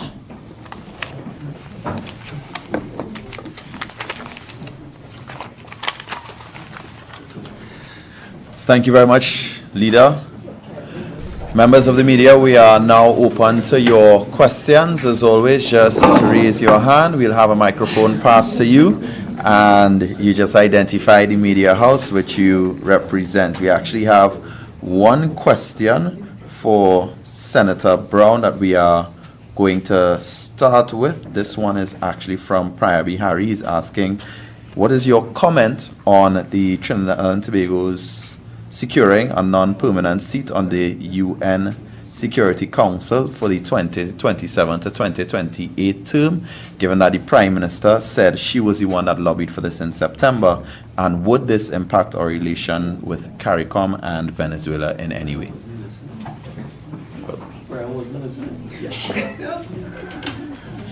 So, thank you very much, Prior Bihari, and those who would have posed the question. It's pretty straightforward. This opposition always wants the best for Trinidad and Tobago. There's not a single candidature or campaign or candidate that we've ever sought to impede or resist. That being said, we take our role very seriously in holding the government to account. So even with respect to this UN Security Council campaign for a non-permanent seat, the record is clear. The foundation for this candidature was laid years ago. We told Trinidad and Tobago, as part of our justification for pursuing the presidency of the General Assembly back in 2023, that position would be an important fulcrum or launching point for the success of the Security Council campaign to come. We were successful in having Ambassador Dennis Francis serve for that period as the President of the General Assembly, and he did exactly that. Laid the foundation, advanced a pillar of strength for the success of this candidature. So in all of the celebration and tribute, that's par for the course. I would want some space to recognize that beyond the politicians who would have contributed, and there were several across administration, there are also public servants, foreign service officers, and individuals who have been working for years to ensure that we succeed with the candidature. But as I said a few moments ago at this media conference, it's not a case, this is not an end in itself. The question is, over these 2 years, will little Trinidad and Tobago be able to authentically carry the values, standards, and ideals of our people to that important forum? Will we be carrying the voice of a warmonger Prime Minister? Will we be carrying the voice of a cabinet that does not care about international law, freedom of speech, human rights, democracy, and the other principles that have built Trinidad and Tobago? Will we be carrying the voice of the Caribbean community, which is what we offered to CARICOM to achieve their endorsement, which stands to this day? Those are the critical questions. So thank you, Prior. We are very pleased. We participated, and many others participated in this accomplishment. But it's not just what you reach for. What do you do when you are there? This is not a forum for just empty posturing. This is what the world depends on to prevent wars and ensure peace will prevail. Human lives are at stake, and God help us if we go there simply to be part of an echo chamber or echo the voice of others, as opposed to the opportunity to carry the authentic, sovereign voice of Trinidad and Tobago, which, yes, can make a difference even at that forum if we stay true to the principles that make us who we are as a nation. So those are my comments. I think there was a supplemental about implications for Venezuela. I don't want to get too deeply into that. We're not in the practice of engaging in negative speculation. What we can say is over the last year, a lot of declarations, statements, rhetoric has come from Port of Spain on the issue of Venezuela. And our question today at the beginning of June the 3rd, 2026, has the interests of this country truly been sought and achieved in those matters? So a note of caution for our representatives and the government of Trinidad and Tobago. Now you have a bigger platform and a bigger stage.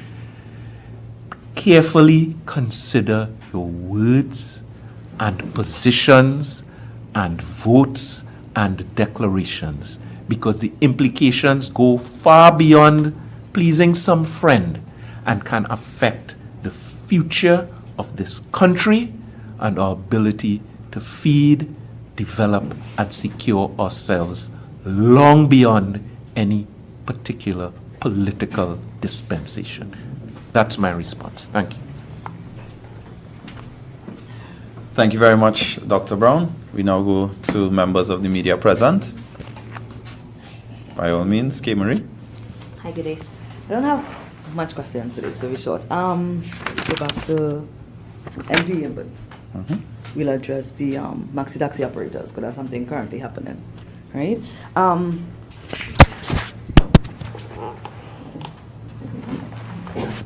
Right.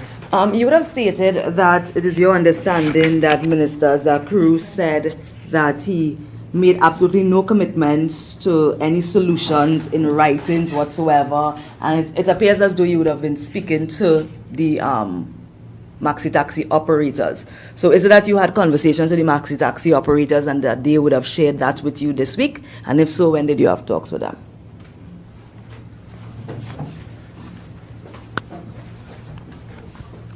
Yes. Yesterday. Yesterday. All right, okay. In speaking with the maxi taxi operators, did they share that any of these concerns were new concerns? Because it is a lot of the concerns that they would have shared are things that would have existed for several years now. So is it that any of these new concerns are new concerns to you, or is it that they sounded familiar to you? Well, they are very new, because you have a new minister who is refusing to give them any commitments. That never happened before. But He point blank refused to give them any commitments in writing to address any of the issues that they raised. So that's very new. Okay. But are the concerns from the operators new? I think their main concern, I listened to them, is that he's not telling them anything. Okay. So That's the problem. It's a problem of communication. When I spoke this morning, I said, they're disconnected. The people want answers, yes or no. We want to hear something. And he's not telling them anything. In fact, what their main complaint was, he was telling them about all the work he's doing. But they said, what work? There's no evidence of any work. This man is living in a dreamland. So that's very new, that you have a minister dealing with a very important sector, the transportation sector. You go to the minister and say, look, these are our issues. What do you have to say? And he says, I'm not going to tell you anything. Okay, that is new. Right. So let's go to some of the concerns. One of the main concerns that they would have had is the fact that the current speed limit is 65 kilometers per hour, and they would like it to be increased to up at least 80 kilometers per hour. Now, there was an increase, as you would have mentioned, in the light motor vehicles a few years ago, and that would have been under a former PNM administration. So why wasn't the limit increased for maxi taxi operators or maxi taxis at that time as well? I will tell you something. The election was held on April 28, 2025. Today is June the 3rd. I think a year is enough time for a new government to deal with these issues. What you are doing is giving the new ministers a free pass. They are in government now. 1 year is enough. You can't give them a 5-year honeymoon period. So I suggest you direct your question to the new government, the people who can make decisions. And that's what's upsetting the maxi taxi operators. That's what they told me. They go to the new decision maker who made so many promises. Remember, everybody wins, eh? So they had all these issues. They went to him, and for 1 year, nothing. So I suggest you direct that question to the new administration. Okay, I appreciate the suggestion, but I'm asking a question. No, I'm dead serious. No, I understand, and when I'm presented the opportunity, I will. But I'm asking, is that was any considerations made to increase the speed limit at the time the speed limit was increased during the former administration when you were a sitting minister at the time, not that minister, but you were a sitting minister, to increase at then? I'm asking during that period. And the reason why I'm asking, because I too have been speaking to the maxi taxi operators since last week when they announced that there would be a protest. I was outside of the Ministry of Transport for over 5 hours out waiting for the meeting and spoke to the operators. And that concern is not new. So I'm asking, were any considerations made at that time for it to be increased? And if so, why wasn't it increased? And I will say the same thing. Mm-hmm. You are giving this government a free pass. But that doesn't answer the question. That answers my question. Why are you giving them a free pass? Why are they being confronted with their own incompetence and the fact that they have so much contempt for the people of this country and they refuse to answer serious questions? Go and ask the Minister of Transport that question. He's in charge now. He can make a recommendation to Cabinet to increase the speed limit for maxi taxis. It doesn't have to go to 80, as I said. It could go to 70. It could go to 75. You ask him. He's the decision maker. Okay? Not a problem. Are you going to do this for the next 5 years? Talk about PNM? Are you going to not answer questions? I am telling you, 1 year is enough time for them to get their act together. No problem. And to behave like a government. Okay. So you were mentioning payments being made for the transportation of students, and then you also, for children, you also mentioned that you don't remember a protest like this taking place. So let me take you back to... No, I did not say that. I don't remember an all-out strike all over the country, a 3-day strike by all maxi taxi operators. That's what I said. Understood. But let me take you back to September 2018 when there was a strike by maxi taxi operators, specifically the ones that were transporting children at the time, and they were protesting for payments to be made by the former government, and they were protesting for you, Minister, to make those payments. So I am raising that to you because these concerns are not a new concern. It doesn't matter who is in government at the time. The fact is that these concerns remain the same. So I'm asking, at that time, were any considerations made, and therefore the amounts that are being owed now, according to some of the operators, are the things that were owed since then? So any response to that? I was very clear about what I said, For 2026, we are in 2026. The amount owed to the maxi taxi operators who transport the nation's school children, of which there are over 250,000, is $7 million. And I see you've gone 8 years back in time. Okay? 2018 is 8 years ago. At that time, there was not a 3-day strike by all maxi taxi operators in the country. I am telling you, you cannot find a single instance where every single maxi taxi operator in Trinidad and Tobago has decided to go on strike because of unresolved issues and because of the behavior and the attitude of the government. So you could continue that line of questioning, but we are in 2026. Stop giving the government a free pass. Okay? Thank you. No, I wasn't finished. One more question. You want to give them another free pass? No problem. Go ahead. Okay, so that's to put it on the record. Every single maxi taxi operator was not striking. There were maxis on the road at some point in time, but the majority, right? In addition to that, at any point in time between, I think you mentioned the 1990s when Citygate, we're talking about upgrades now, I right? did not say that. I said I was the minister that created Citygate when I was the minister in 1994-95. That's what I said. So from 1994 up until the day that you were no longer the minister or the PNM was no longer in government last year, were there any upgrades made to Citygate, including the hubs that the maxi taxi operators are currently lobbying about? K. Marie, I was last the Minister of Works in 2010. You were a member of I Parliament. was last the Minister of Works in 2010. 16 years ago. However, I happen to know that there was constant upgrade and improvement to Citygate.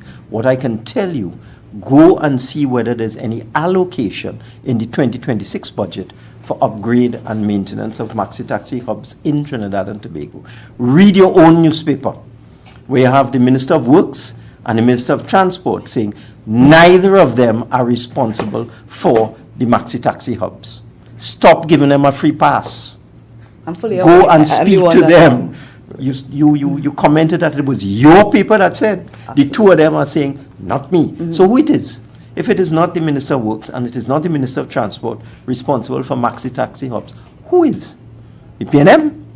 Stop giving the government a free pass. Is that a yes or no to the upgrades? I didn't get the answer. I answered you. I was very clear. I said there were continuous maintenance and upgrades over the period. When was the last time there was an upgrade? I can't give you that information. Honestly, I told you I was last Minister of Works 16 years ago. I'm sorry. Okay? My memory bank does not have that kind of knowledge. Just remember everything. I was surprised that you Thank you, remember Kimberly. that. Just now. Wait. All right. Thank you very much, the Honorable Colin Mimbert, Member of Parliament for Diego Martin North East. We'll take one more question and then we'll wrap, and we just want to remind the viewing public that we do have the candlelight vigil this evening.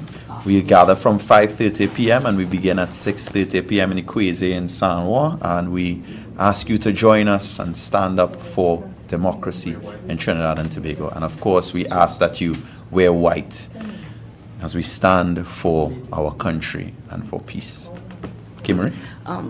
So, Ms. Beckles, do you have any concern about the vigil this afternoon? Because we know when persons gather, and you know what you mentioned earlier, that there's a heavy police presence there. Yes. Do Well, you ex- mean because Mr. Alexander said he's coming to protest, that one? He said he's coming where we are. Philip Alexander said he's coming to protest. Certainly from where I sit, I mean, we have had several meetings. We have had no difficulty. This is not going to be any different from any other meeting. See, even except, I mean, it's a vigil. We understand what is going on, crime. We understand what is happening, the concerns of the country following the death of Joshua Samaru and the, you know, what is happening with Kia Silly, what's happening with Alyssa Phillip. We don't expect that. This is intended strictly to be a peaceful meeting and a peaceful vigil, just as we have had in all our previous meetings. And I mean, we are making it very clear to our supporters who are coming, that's the purpose of it. Thank you. Thank you. We want to thank everyone for viewing. We also want to thank members of the media for being here with us. We look forward to seeing you this evening at our candlelight vigil, and we remind you that the opposition of Trinidad and Tobago, we stand in defense of the people, and we stand especially today because there's clearly an attack on democracy. We thank you.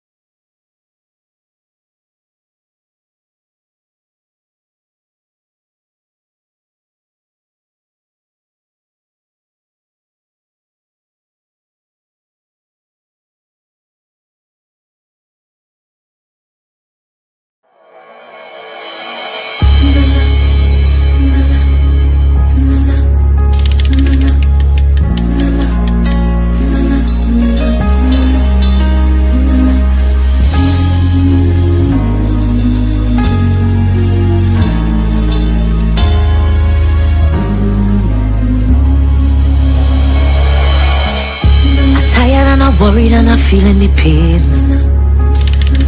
My faith's been tested time and time again. Oh, but my spirit is determined to believe and to overcome life trials that seem to never done. But still, I kneel before you with a praying song. Lord, I come to pray for the strength and the faith that's required. Amen. I pray for my people to not lose their fire. Amen. I send in prayers for those who suffering in silence. Amen. Grant them wisdom.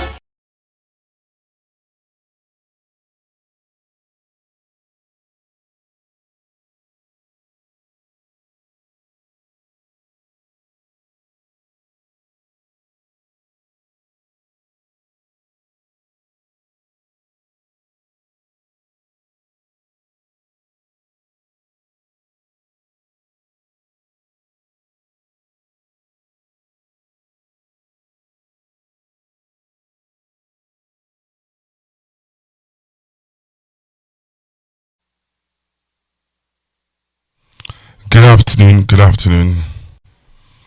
afternoon, Trinidad and Tobago. Good afternoon to those of you who are on live. I am here just to find out from you what are your thoughts about the press conference today. You just heard the press conference from the opposition, and I am here. I said after the press conference, I said I would take some calls and find out from you what is your thoughts about what you heard at the press conference today. All right, so I want to take your calls on 464-7003 464-7003. What is your thoughts about the opposition press conference? You heard from Mr. Com Imbert talking about the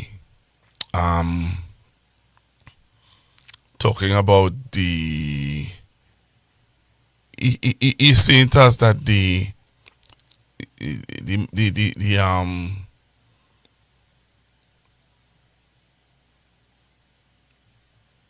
unemployment figures that we're getting is fake. Right? He doesn't believe that the unemployment figures that we have really shows the real essence of what it is. That's one. Two, he talked about what's going on with he talked about what's happening with the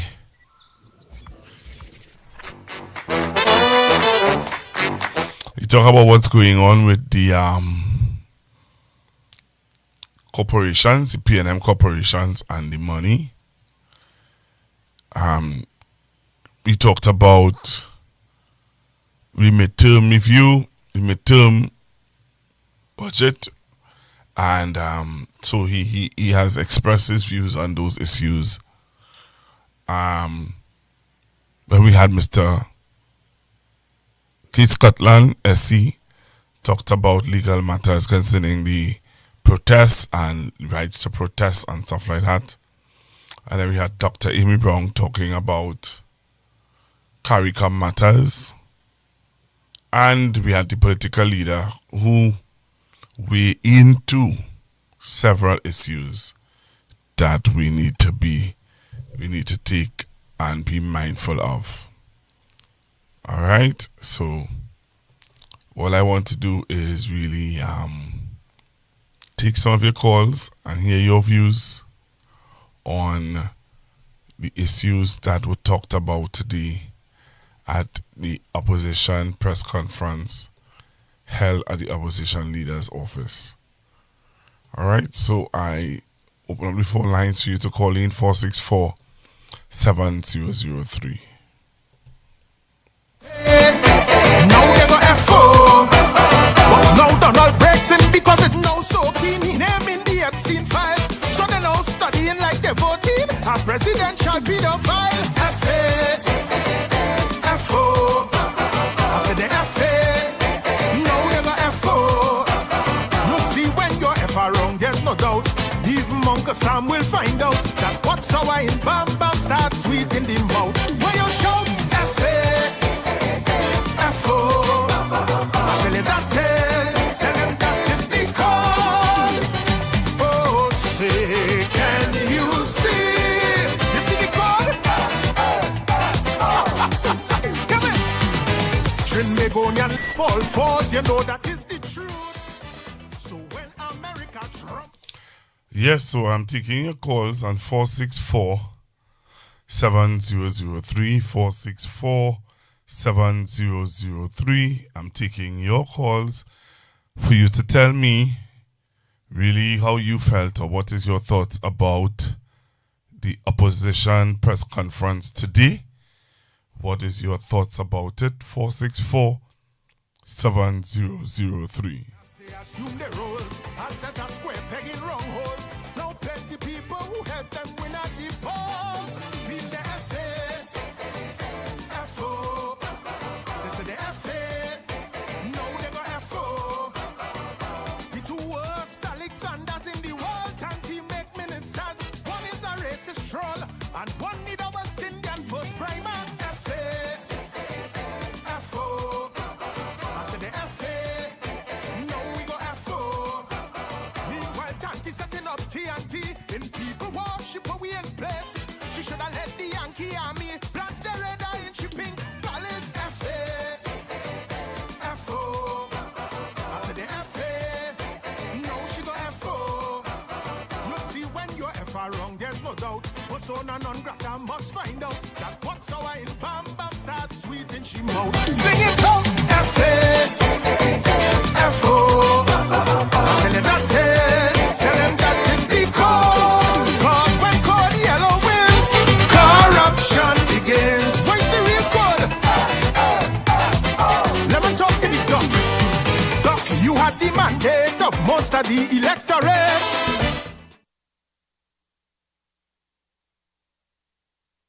So yeah, I'm taking your calls. I am taking your calls. I want to hear from you. I know that this is not a time I normally on, but I said I wanted to just take some calls from you guys and hear how you felt about the press conference. But if nobody is calling, then I could come off. Then we could end the live, you know. But I said I wanted to take your calls. I really wanted to take your calls to hear your view on the press conference that was held by the opposition a while ago.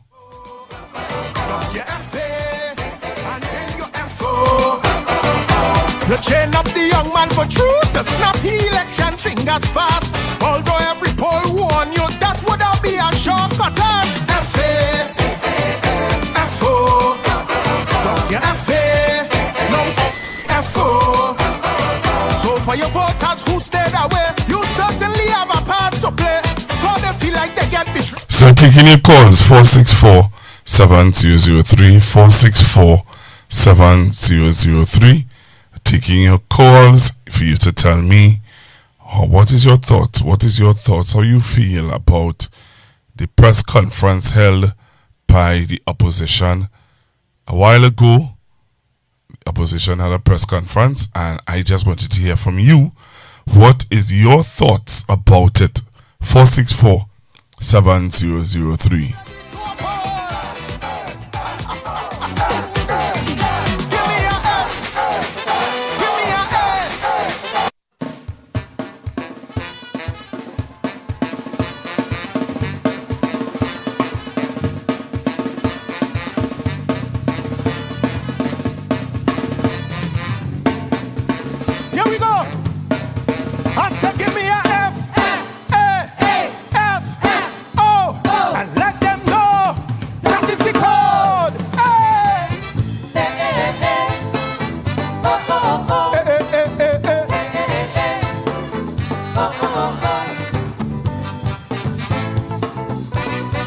Some say it is that. I go get the facts. Hear me good. We experiencing a global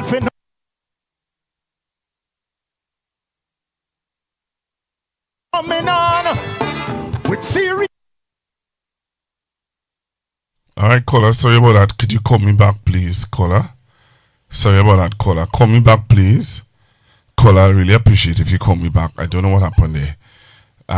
Call me back, please, on 464-7003. 464-7003. 464-7003. Caller, you can call me back. I will appreciate you. I don't know what happened just now there, but caller, I'll appreciate if you could call me back, please. 464-7003. 464-7003. So caller, I from the time I look across and saw your call, I missed it. All right.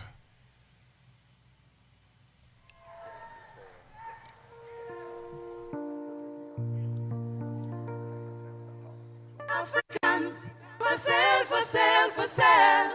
Africans for sale, for sale, for sale.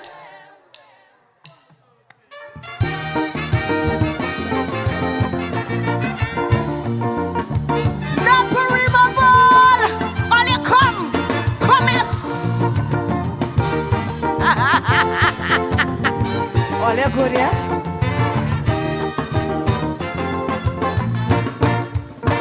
I was lining with some old men before the election, and well, I was amazed of their discussion. They were discussing the election of 2025. How Africans were selling cheap and UNC buying dead or alive. One old man shout out, fellas, give me your attention. UNC can't win by themselves, no election. You see, they're sitting and they're planning to make a decision. So she called out Shilaga, who the old FIFA wanted man. She said, call the trade union, let me start negotiations. And we could call out a big sale and we go buy out some Africans. Africans for sale, for sale, for sale. We buying Africans. Sing the thing. Africans for sale, for sale, for sale. We buying Africans. She don't have all she chance and she the honor rhymes. Now what you need is some slave names, man, some big strong Africans. Africans for sale, for sale, for sale. We buying good or bad. Africans for sale, for sale, for sale. Tobago and Trinidad. Oh, somebody pinch me. Hey, UNC sitting and they're waiting patiently. With about 16 safe seats, they don't win that already. The woman said, I have my people, and they are born UNCs. Now all I need is some Africans who got their names out of slavery. She said that she hear they're really selling cheap, and she could buy them very cheap, 500 and a jersey. A lot of people will cry when she's finished with CPEP, because she is not holding back them P&M have nothing to get. She said it's party before country, all you never, never forget. She will care for her people and she have no blasting regrets.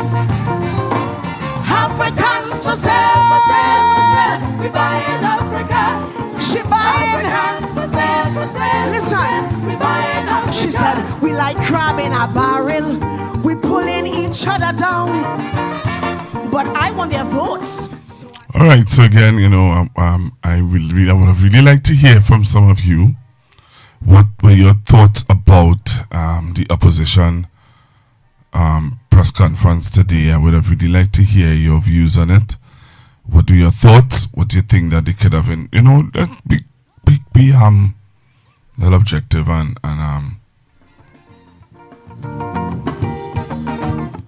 share how we felt about it. We could have a discussion on it. And I listened to the opposition leader, and I realized that something that we would have spoken about on Constructive Talk, where we said that the opposition needs to start to say what they will do different. So I saw her today. She talked about the body cams, and she said that when the PNM get into office, they will to the body cams and stuff like that. Hello, good afternoon. Hello, good afternoon. Afternoon, sir. From your coverage of the press conference, you know I gather? I gather that the media here just want to get the government a pass. Mr. Imbert said that. Mr. Imbert said that when they asked him, why didn't you all do what Sorry, go ahead. Mm-hmm. That is why I gathered. That is why I gathered from that press conference. But the part that stood out for me is what was said by the opposition leader and by Dr. Brown in terms of, all right, so we would have secured the seat on the Security Council. But is it that we just going to rubber stamp everything that America and the other big three want us to think, which is the negotiations over the end of the war, which is for Lebanon to cede territory to Israel and for the Gulf Arab states to recognize Israel. Because that is what President Trump wants. So we're going to endorse that, right? We're going to endorse that President Xi is saying, well, here happy. I want to stop selling weapons to Taiwan, so it will be easier for me to invade them. That is what we're going to endorse. So it will be interesting for me to see how our seat on the UN Security Council is used for the time that we are there. And are we going to use the seat to tell America, hey, back off Cuba? Right? Cuba is a sovereign nation, or we're going to continue with the Prime Minister narrative. Right? That people deserve to be free. And I was watching something that last night. And you know what the person said I interviewed? What the person said is that the threat that Cuba presents is that how them people have been under these restrictions since 1959, and yet there have been no popular uprising. Cuba has been able to produce the most doctors and teachers. They're able to give people free health care. So you know what? And mind you, at a median salary per capita of GDP, that is of 2000 to 2005, whereas the US, whose GDP salary is 22,500 monthly, does not have free universal health care. And that is so-called democracy. So who better off than who when you really think about it? But thanks for the opportunity as usual, Pastor. But before you go, one of the things I realized the opposition leader is starting to do, as I was saying before I took your call, was that and we would have recommended it on this program, which is the government. You see what the government is not doing, right? And the opposition leader is saying, "Hey, hear what? When we get into office, body cams is going to be mandatory." Articulate a counter. Yes, articulate a counter to what is out there. Yeah.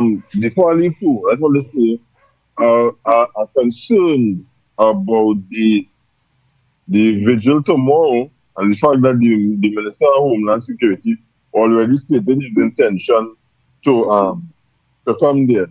And I am saying that he will come there. I expect to see the commissioner as well and probably some other senior officers. But I expect that they'll be coming to intimidate. Well, it's not tomorrow, it's tonight. It's and today. I saw that today. I expect to come in to intimidate. And I'm glad that the opposition leader would have made it known that this is in no way connected to Ms. Phillips' actions. This is their way of saying, hey, the democracy under threat, and we sign up for it. But I expect that the Minister of Homeland Security will come there with the intention to provoke something. I hope it don't happen, but that is feeling I getting in my gut that is what his presence here would be. So he said that he's going to be there? But the opposition, he has said that in her wind up that he said that he will be there. Okay, all right. Check it out. Yeah, she would have said that. Okay. And he said it his intention to come there. Because I know that Philip Alexander is the one who said that he is going to be. Oh, sorry. Well, it's my apologies.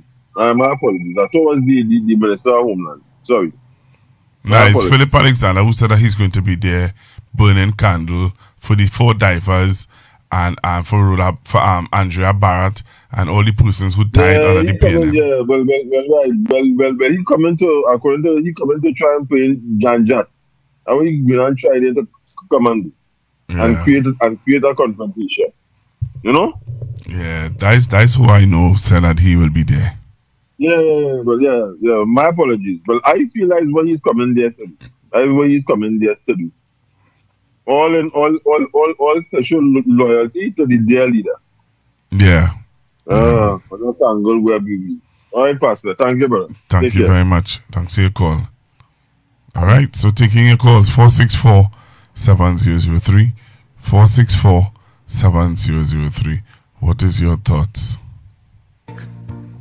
She has her eyes on Maruga, especially Samuel Cooper. They got a lot of P&M houses, but none of them can remember. She's buying some in 6 company because they're nice, they're bad and they're trim. Their ancestors came from Africa and all of them is Americans. She passed through 5 company and she bunks up Madingo. Well, boy, she makes she name cause she gets Africans. Africans for sale, for sale, for sale. We buying Africans. Kill them. Africans for sale, for sale. Listen this. We buying Africans. Doc Faisabad was pretty serious with her reach in the cemetery. He said I'm waiting for refinery point. That man had to be crazy. What? Africans for sale, for sale, for sale. We buying good or bad. So again, I'm taking your calls on 464-7003, 464-7003, 464-7003. I am taking your calls on what are your thoughts about the press conference by the opposition today? What are your thoughts about the press conference by the opposition today? What are your thoughts about it? I'm willing to hear, and I wanted to hear your take on it, Trinidad and Tobago, and those of you who would have viewed it live on Constructive Talk. If you listen to it somewhere at school, but if you listen to it on Constructive Talk, better. But just taking your calls, hearing from you. What are your thoughts on the press conference? If you want to know why I'm on. You all know what's hurting me. You see that, Dr. Rowley? We don't hide up all we money. The damn man change the currency. Hey! Africans for sale, for sale, for sale. We buying Africans. Kill them. Africans for sale, for sale, for sale. We buying Africans. They bought out PSA. They got them for 10%. Now they could beat the chest and laugh because they know it's money well spent. All your love, all your Africans for sale, for sale, for sale. We buying good or bad. Africans for sale, for sale, for sale. Tobago and Trinidad.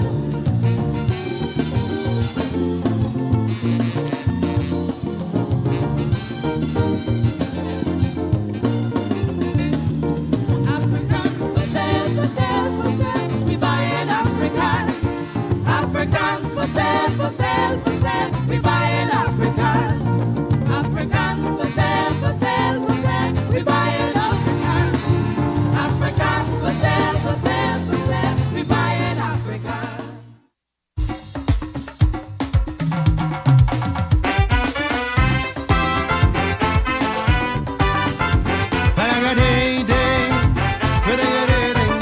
Yeah, so we taking your calls. I really want to hear from you, some of you who never call in before, this is a good chance for you to call in and share with me what is your view, how you felt about the press conference. If you are happy with it. Somebody said, excellent press conference. Yeah, I always like to hear Dr. Amy Brown. Mr. Imbert was once the finance minister. I like to hear from him. And also, the legal mind, Mr. Keith Scotland, SC.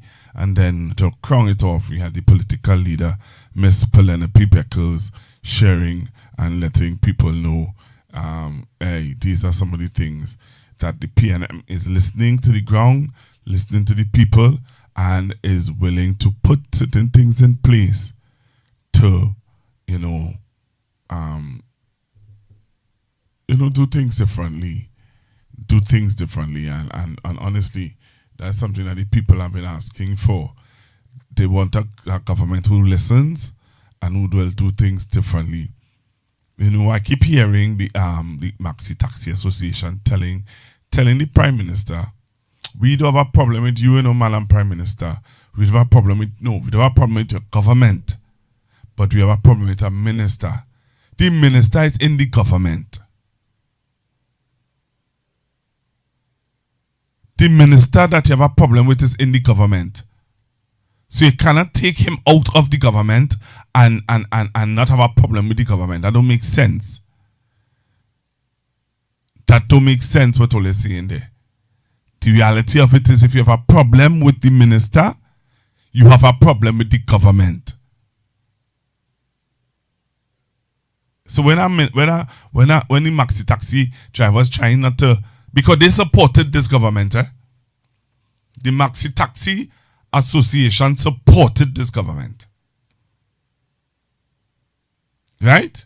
So when you hear them say, Madam Prime Minister, we don't have a problem with your government, you have a problem with the minister. The minister is a part of the government.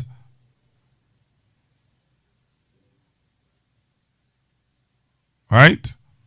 So I'm realizing that nobody not going to call in, and it's already what, Minister 2? Yeah. What's the time now? 1:38. All right. I realize I ain't not into the monologue thing. I tell all that, Anybody who know me, I am not a monologue fella. So it's 1:36. I am not a monologue fella. I am a fella who like to interact. I love interaction. I love people talk back to me. I love to hear what people have to say. So seeing that nobody is going to call in to say anything about, the press conference, I'll do is I'll remind you of this candlelight vigil that's happening this evening at the Promenade in San Juan. They assemble at 5:30 and it starts at 6:30. All right. So it's all in defense of the democracy and freedom of Trinidad and Tobago. So be a part of it this evening. Be a part of it this evening. If you live in the Sawa area, be a part of it. All right. PNM have nothing to get. She said this party be for country. Oh, you never forget. She will care for her people and she have no blasted regrets. Africans for sale. We buying Africa. She buying Africans for sale. Listen, we buying Africa. She said we like crab in a barrel. We pulling each other down. But I want their votes, so I jam them the winning song. That's all they know it. Africans when UNC wins, everybody wins. Africans for sale, Tobago and Trinidad.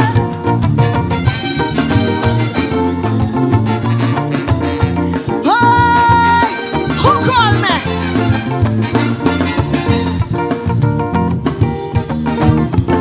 I want this verse slow, right?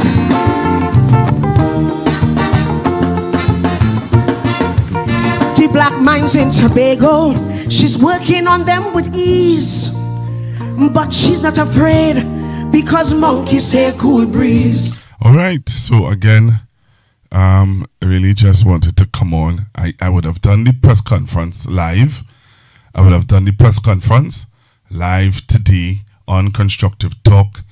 And I decided to just stay on a little bit to hear from you guys. What are your thoughts about the press conference? You know what I mean? So I said I would stay on a little bit to hear from you guys about the press conference. What you all thoughts about it, and what are the things that you all would have appreciated about the press conference.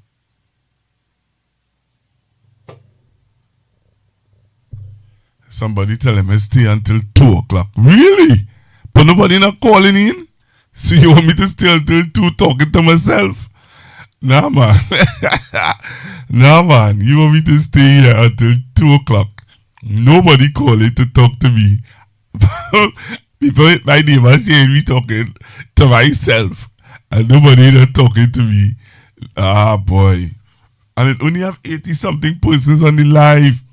Constructive Talk does normally have about 5, 6, 7, 800 people. So you know, I hear you. But what you have to do is share the live if you want me to stay on. Share the live, number 1, and number 2. Somebody need to call in and talk with me. I have my safe seats in the safe hands of Caroni. She go on St. Couva, straight down to St. Paris. She said, I love my people. For 10 years we out in the rain. But when I get back in there, things will never be the same. To all of my people, you must get your rightful place. And I don't care who's sitting there and think I am talking race. You all know what's hurting me. You see that, Dr. Rowley? We don't hide up all we money. The damn man change the currency. Hey! Africans for sale, hey, for sale, hey, for sale. Hey. We buying African. Kill them. Africans for sale, for sale, for sale. We buying African. They bought out PSA. They got them for 10%. Now they could beat the chest and laugh, cause they know it's money well spent. All your love, all your Africans for sale, for sale, for sale. We buying good or bad. Africans for sale, for sale, for sale. To make our Trinidad.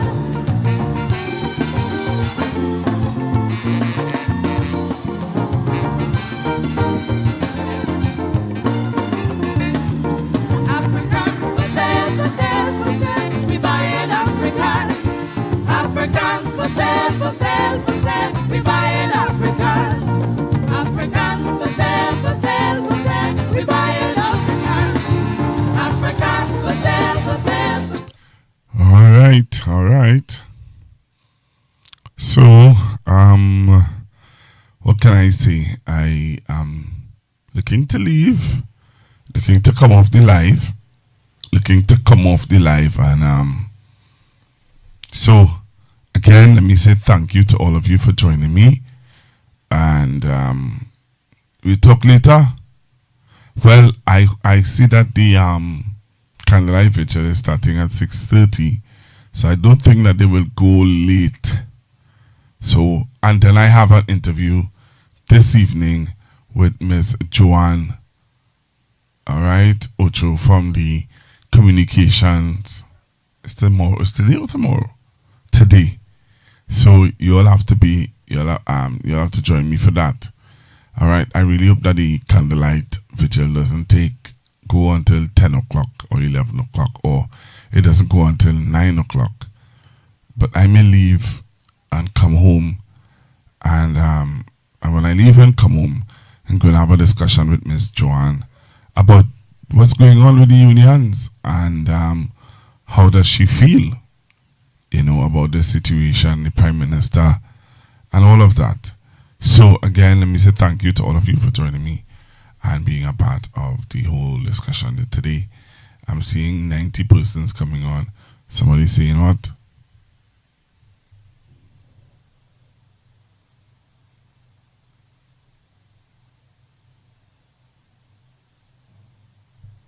All right, so somebody saying, I believe that people is out at work, and somebody else is saying about telling people to call in. Ah, boy, Thanks very much anyway for being on. I really appreciate you guys. So I'll talk to you guys later. All right. God bless. Bye-bye.